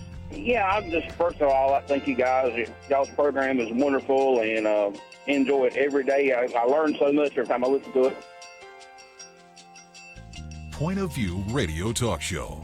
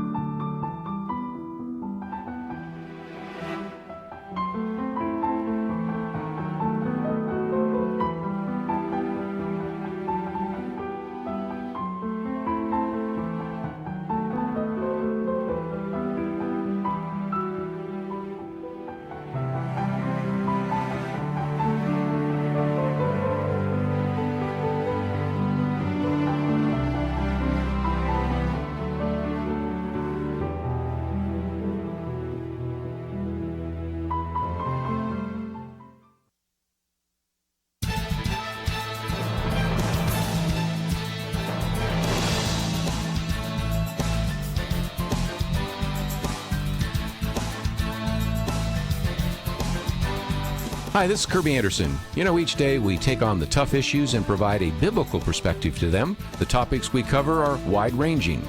Apologetics, theology, prophecy, creation and evolution, intelligent design, marriage, family, child-rearing, the millennial generation, trends in society, politics, economics, business, religious liberty, the Constitution, public policy, foreign policy, military policy, tensions in the Middle East, abortion, homosexuality, pornography, sexual ethics, media, technology, history, and America's godly heritage. We talk about anything that affects your faith, your family, or your freedom. So don't go anywhere, because Point of View continues right now.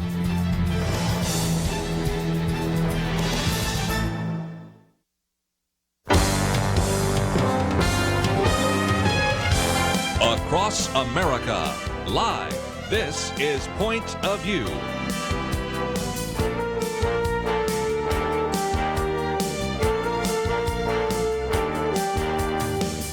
And now, Penna Dexter.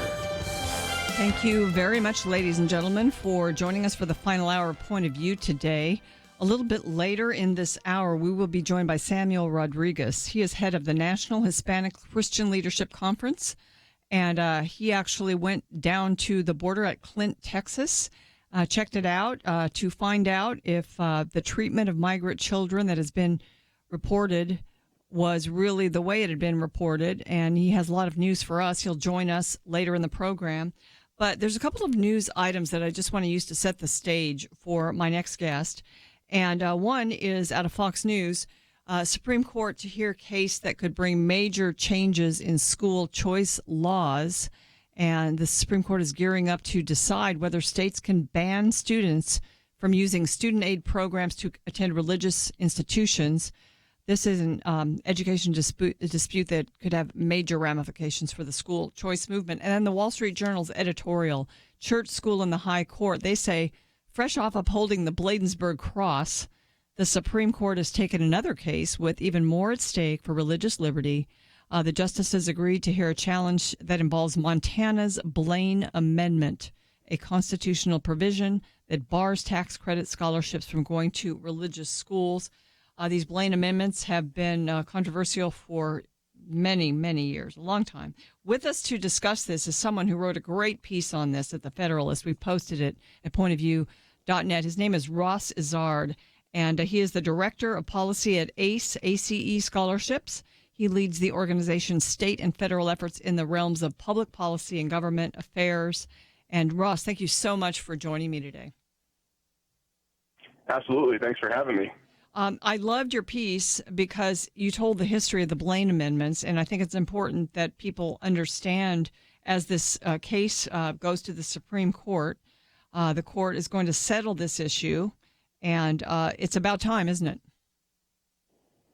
It is, yeah. I mean, this has been a very, very long road, getting close to 200 years, depending on how you count it, at least 150. So we've been fighting about this issue for a very, very long time, and it's about time for us to go ahead and get it settled and move on to other better things. How did these Blaine Amendments start? Yeah, so that's a great question.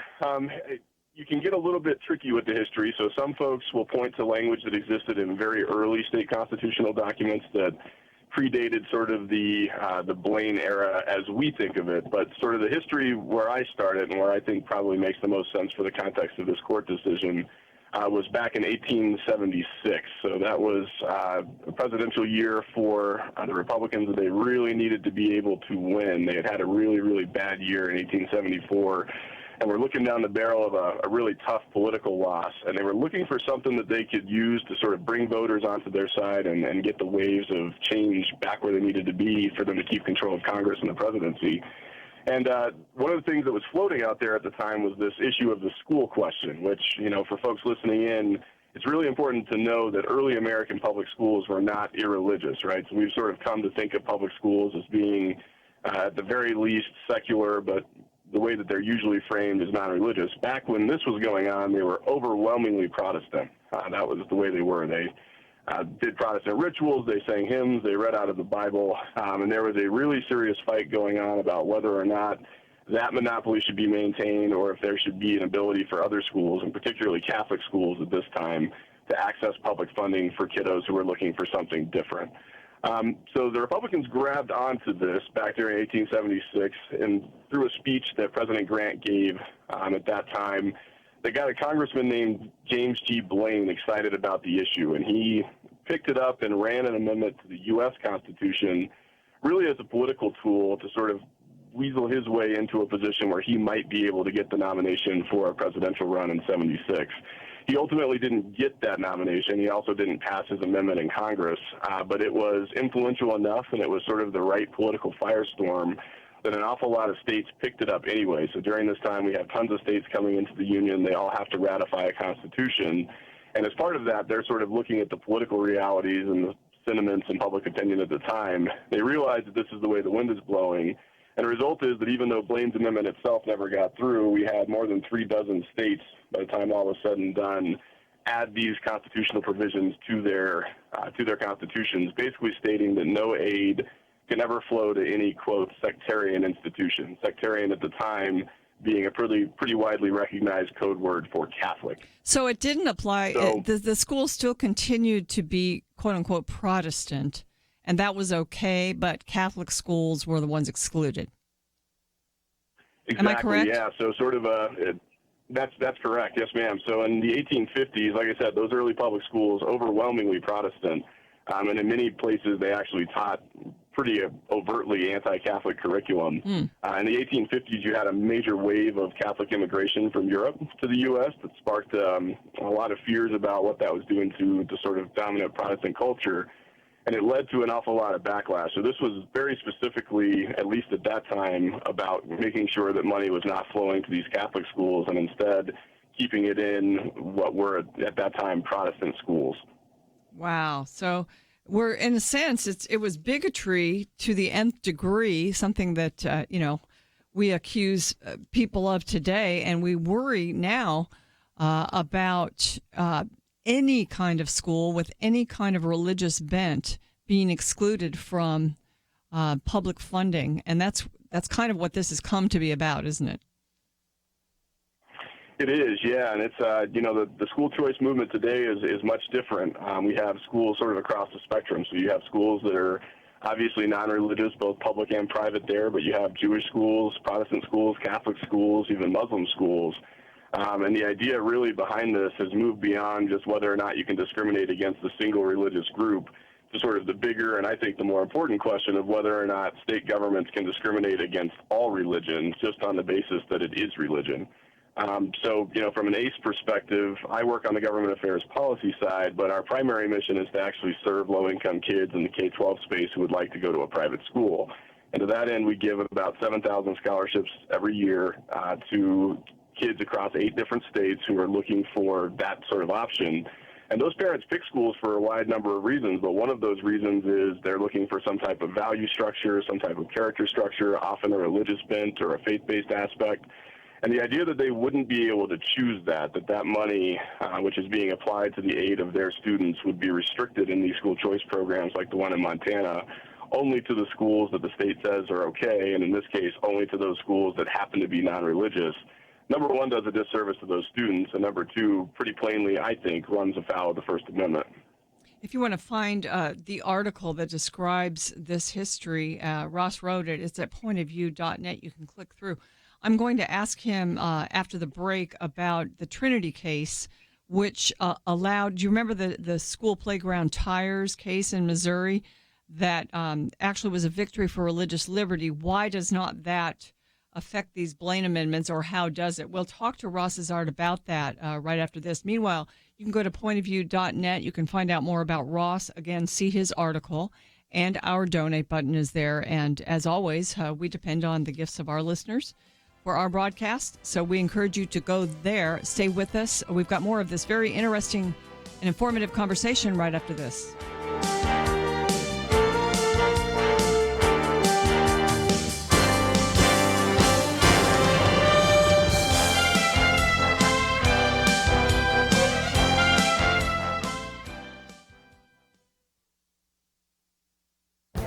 This is Viewpoints with Kirby Anderson. Over the last 2 decades, Christian Smith has helped us understand what is in the heads and hearts of young people. He is the co-author of such books as Soul Searching, Souls in Transition, and Lost in Transition. In his books, he coined the now famous term moralistic therapeutic deism. The term came up in a discussion on my radio program with Kara Powell about her book, Growing Young. She and her co-authors have identified a number of strategies that will attract young people to your church. The term moralistic therapeutic deism came up in the discussion because it is a good way to identify the beliefs of so many youths and young adults. It includes 5 key points. Number 1, a God exists who created and ordered the world and watches over human life on earth. Number 2, God wants people to be good, nice, and fair to each other, as taught in the Bible and by most other religions.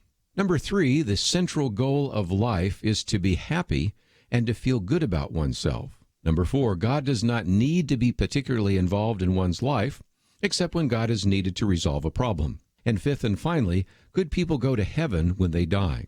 Well, as you can see, this viewpoint is not exactly Orthodox Christianity, and it certainly does not encompass the gospel. Instead, young people want to be moral and also believe in a God who is removed from their daily lives. An important question is whether this moralistic therapeutic deism viewpoint in the heads of young people because of bad theological teaching or poor listening. The authors of Growing Young argue that it is probably both. Sometimes pastors have not taught good theology, but we also must admit that most young people today are captive to the culture. That is why we must work harder to teach a biblical worldview to adults and youth. I'm Kirby Anderson, and that's my point of view.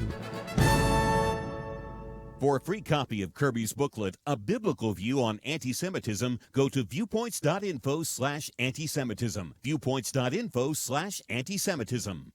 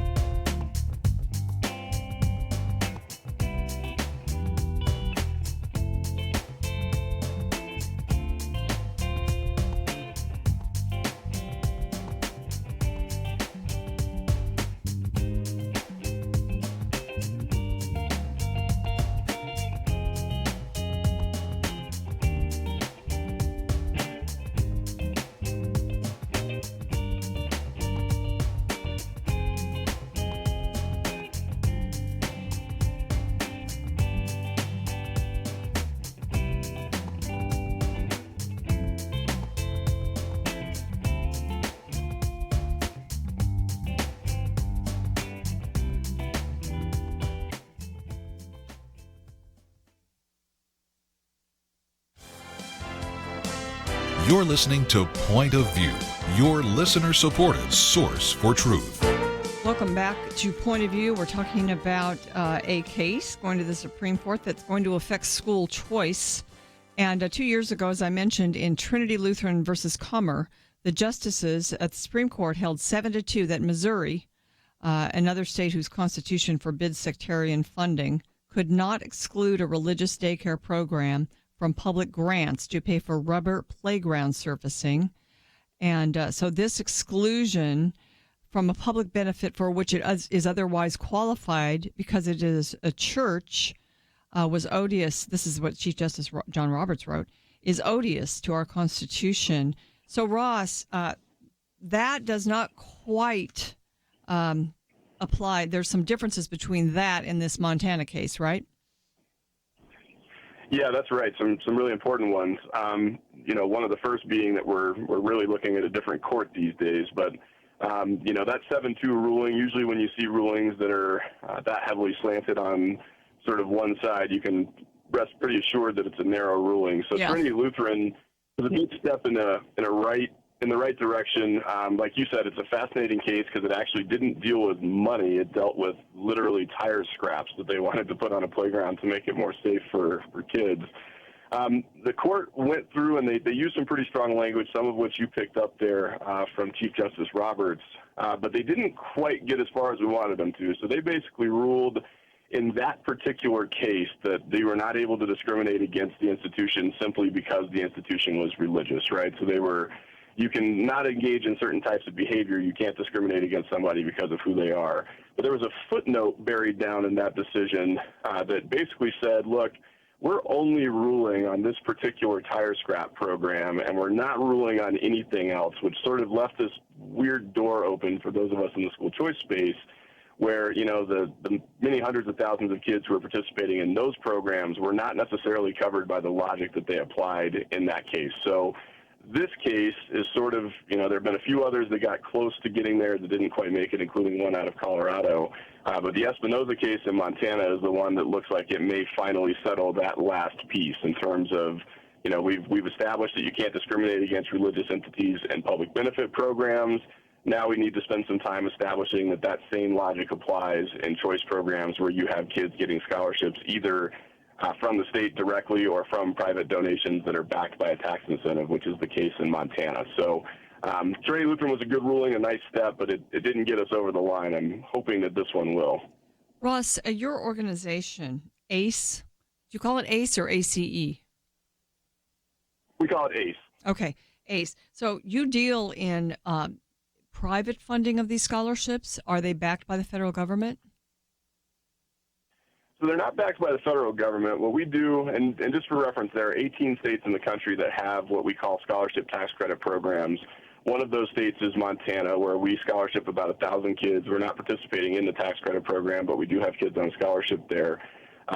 We do administer the tax credit programs in Louisiana and in Kansas, but the way that these things work is basically this. So you have a charity operating in the state that provides scholarships, usually to low-income kids who would like to go to a private school but can't afford it. Mm-hmm. And they basically incentivize private donors and companies to give toward those scholarships by giving them a state tax credit for their gifts. So rather than just your normal federal charitable contribution deduction, if you were to donate to an ACE Scholarships or a similar organization in one of these states, you would get some percentage of a state tax credit, often dollar for dollar, sometimes a little bit less, as an incentive for you to apply your money that way, right? So the same way that we have state tax credits for everything from historical preservation to electric vehicles, this is a way for the state to sort of say, we would really like to see some private donors and businesses step up and help these kids access the opportunities that they need. But it's not state money, and I think that's the really important piece, is that even though there's a tax credit incentive on the back end, the courts have been very, very consistent. Montana was actually the very first time that we saw a court break with the logic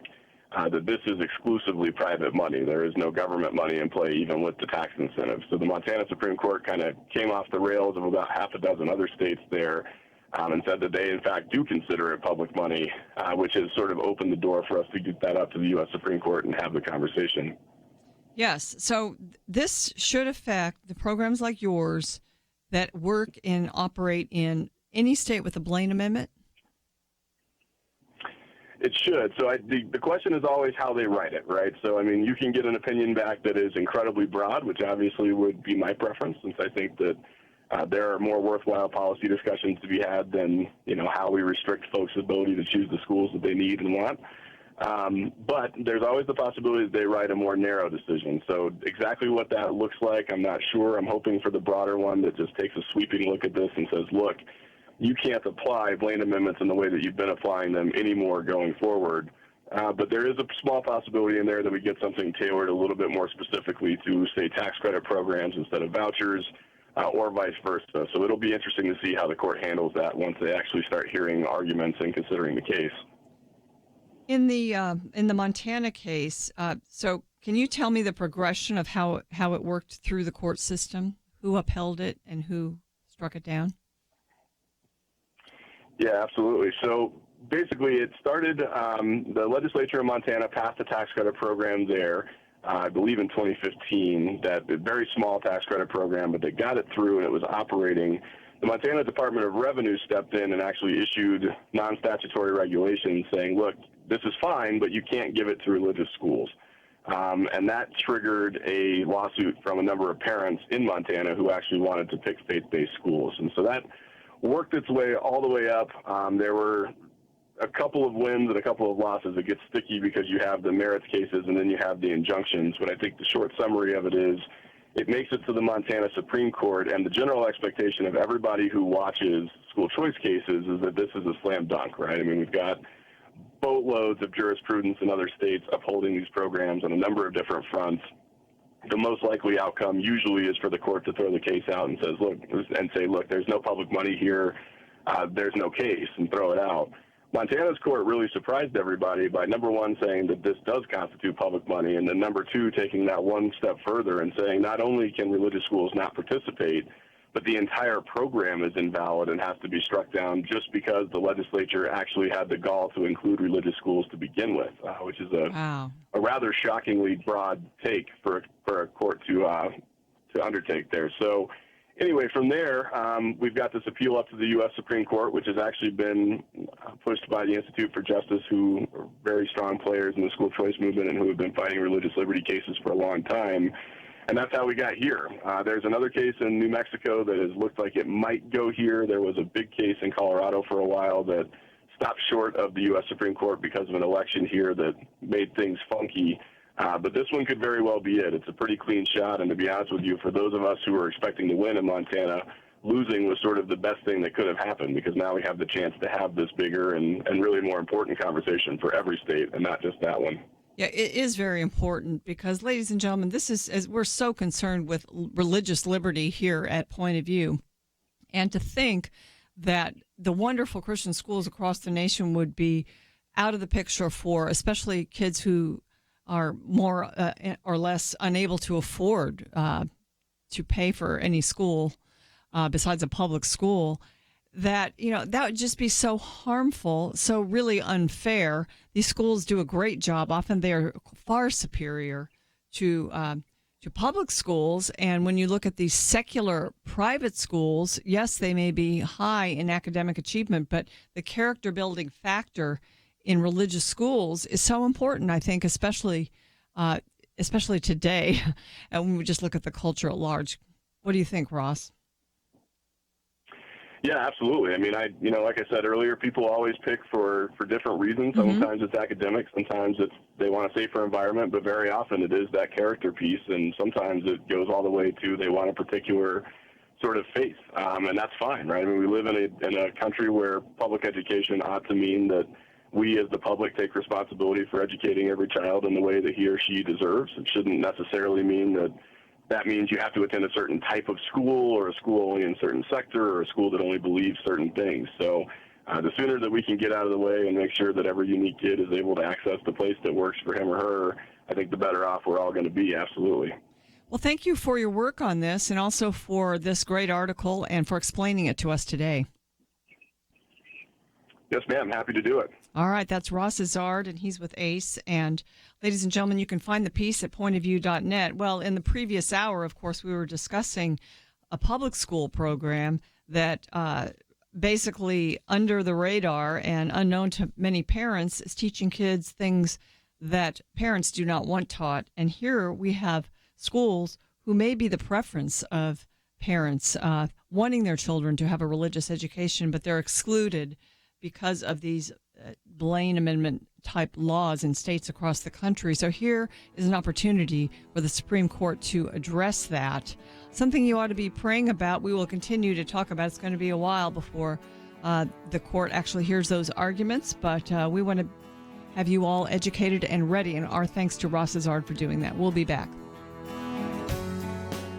We live in a digital generation. Point of View is reaching this often overly plugged-in generation with truth. You can keep up with us 24 hours a day using your phone, your tablet, your laptop, or your desktop.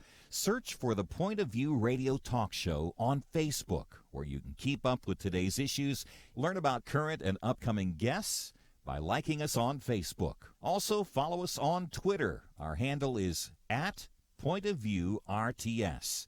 That stands for Point of View Radio Talk Show. Learn, interact, make a difference with Point of View using new media. And here's one way you can make a big difference. Help us increase our reach by spreading the word among your friends. Share a Facebook post. Tag us in a tweet. With enough joining us to plant seeds, we'll see a tremendous harvest. Come on, it only takes a minute. Search for Point of View Radio Talk Show on Facebook, @Point of View RTS on Twitter, and subscribe to the Point of View Radio Talk Show channel on YouTube. Learn, interact, share. The Point of View Radio Talk Show. Point of View will continue after this.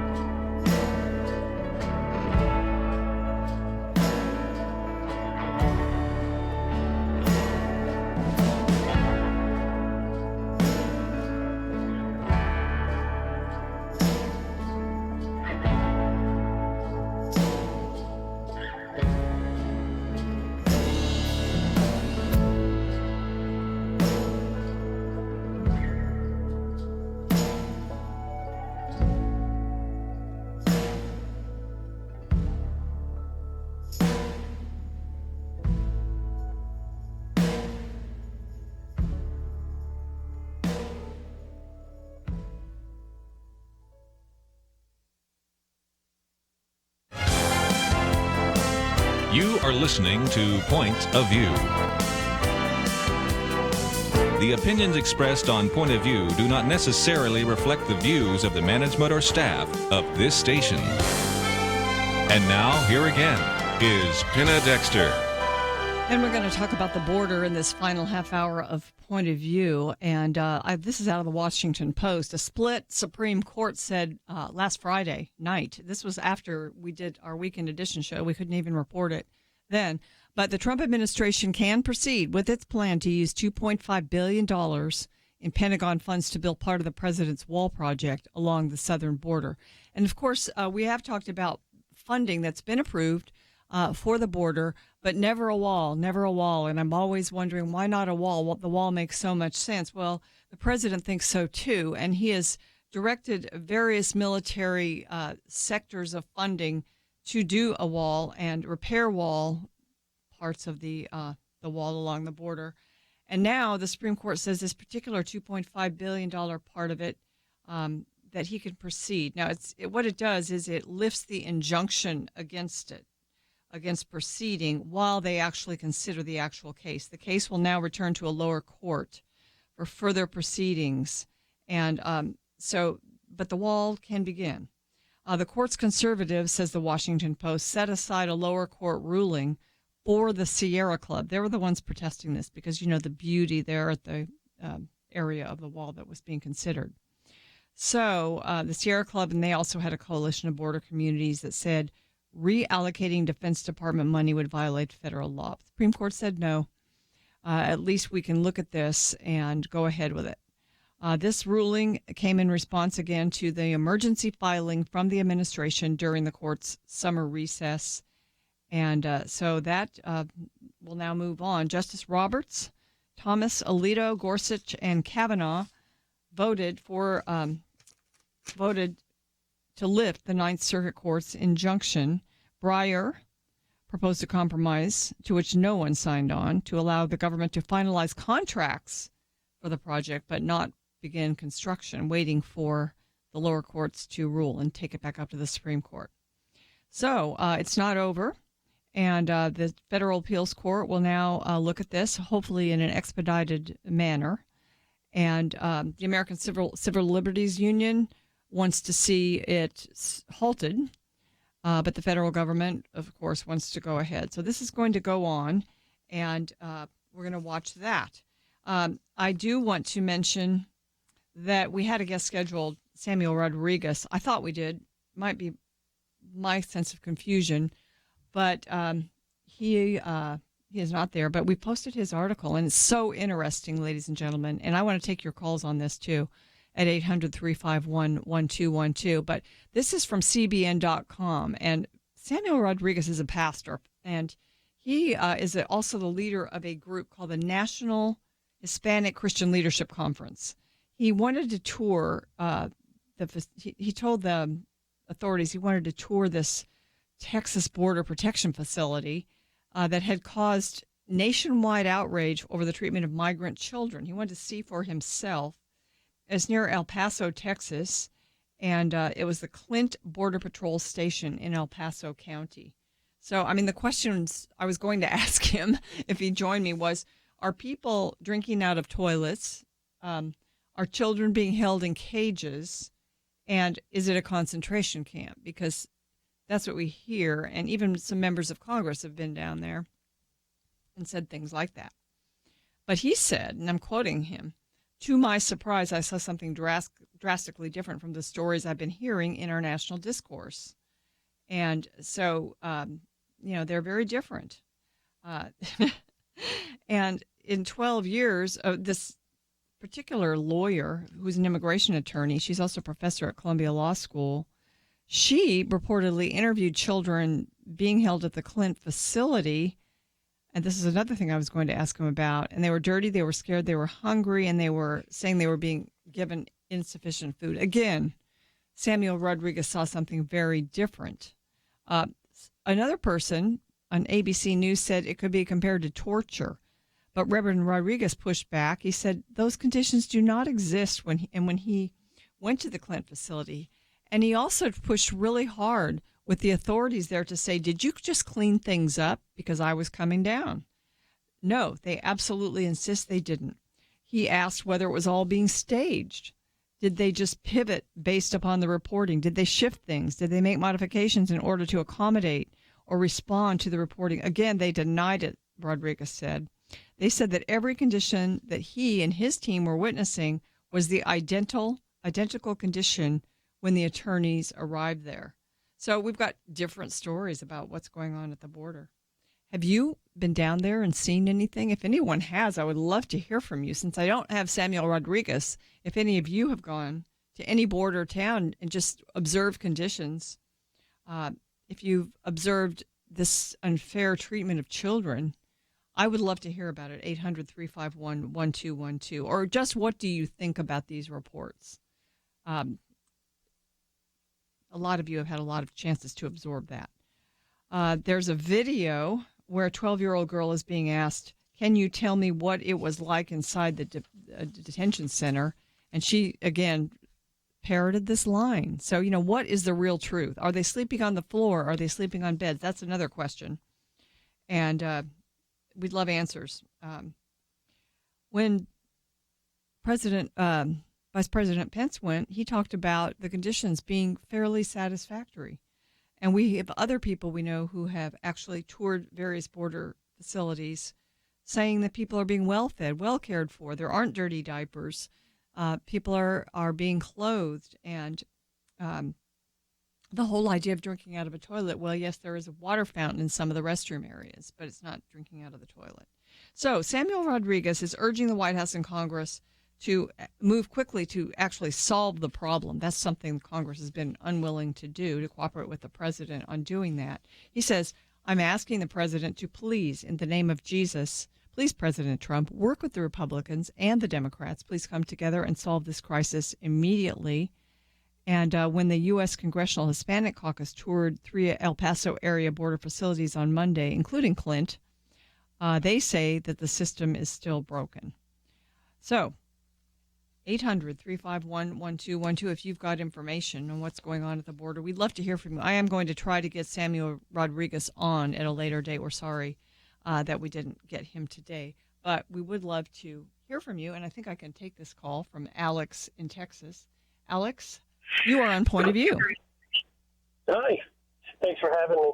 Great. One thing about Ocasio-Cortez going down to the border and these other folks that went down and made these remarks, I have to wonder, did they not have their cell phones? Could they not record these interactions that they had with these individuals? And the very fact that I've seen an interview. I've seen an exchange with the Border Patrol that she was pretty rude to the Border Patrol.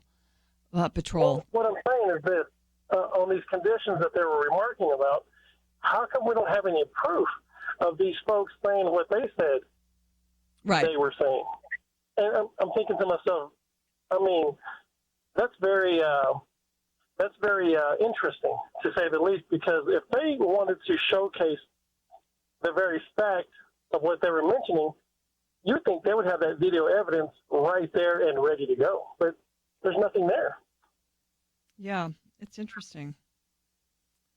Here's another fact coming from Gary Bauer. Border deaths are down significantly under Trump compared to the Obama years.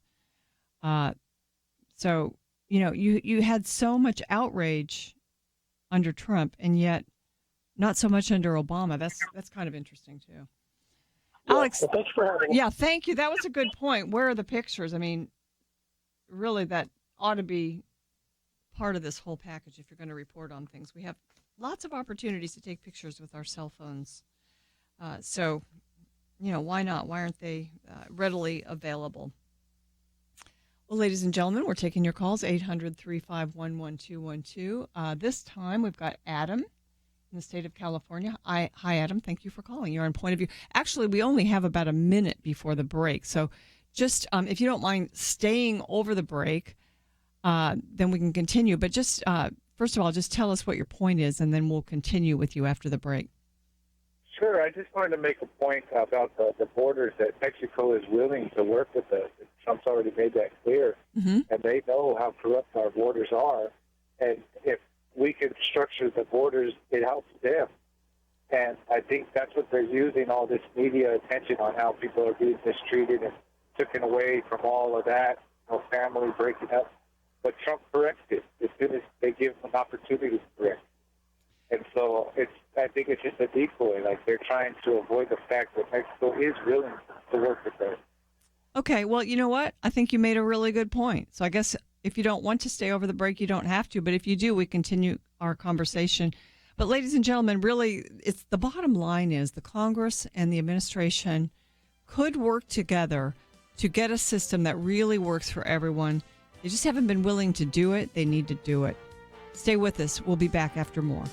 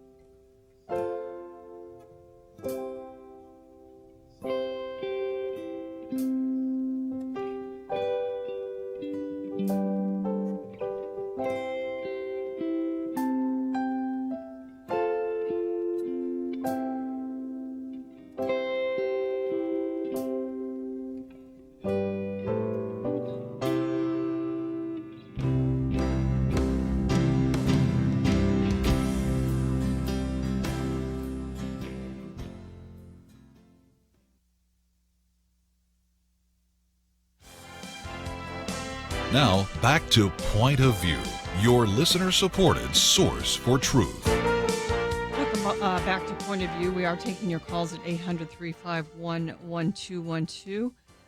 Randall in South Carolina, you are on Point of View. And let me lock you in here.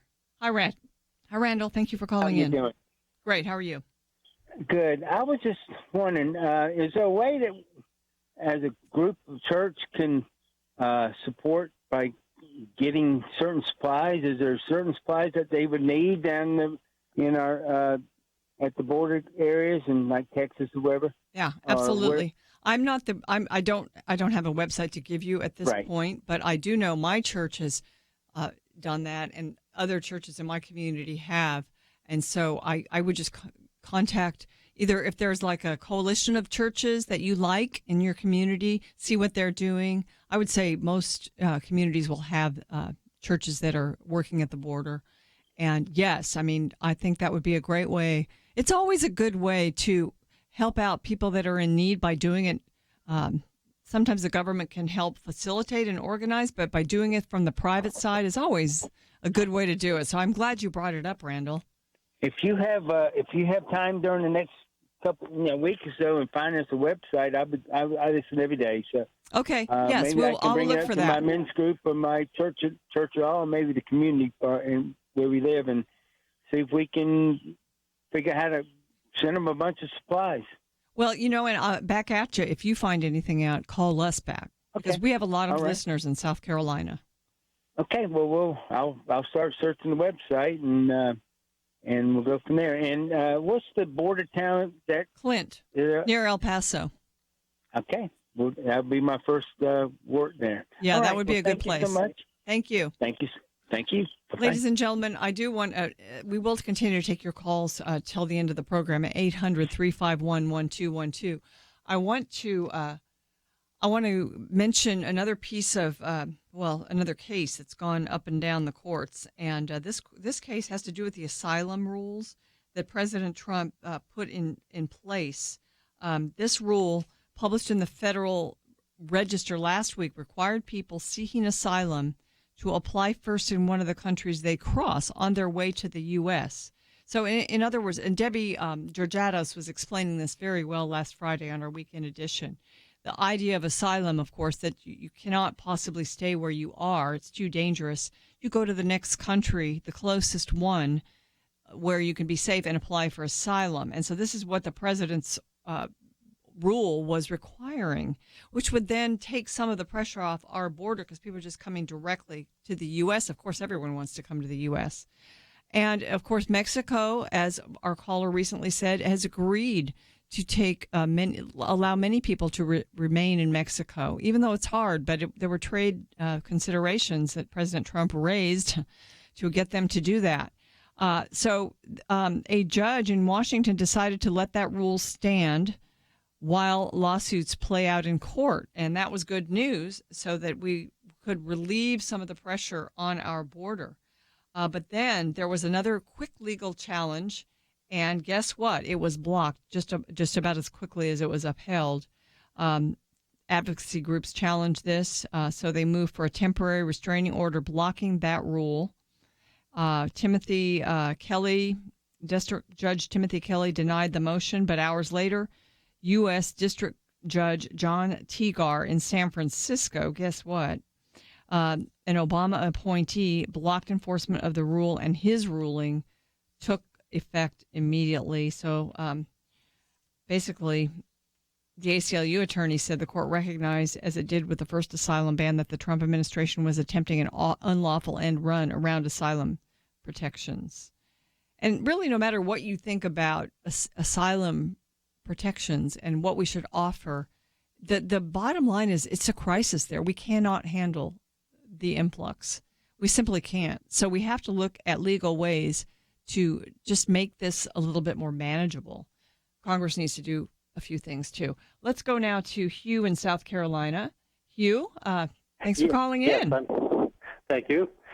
Just in response to the last gentleman's question about helping, for those who can't get literal supplies to the border, Samaritan's Purse is assisting there.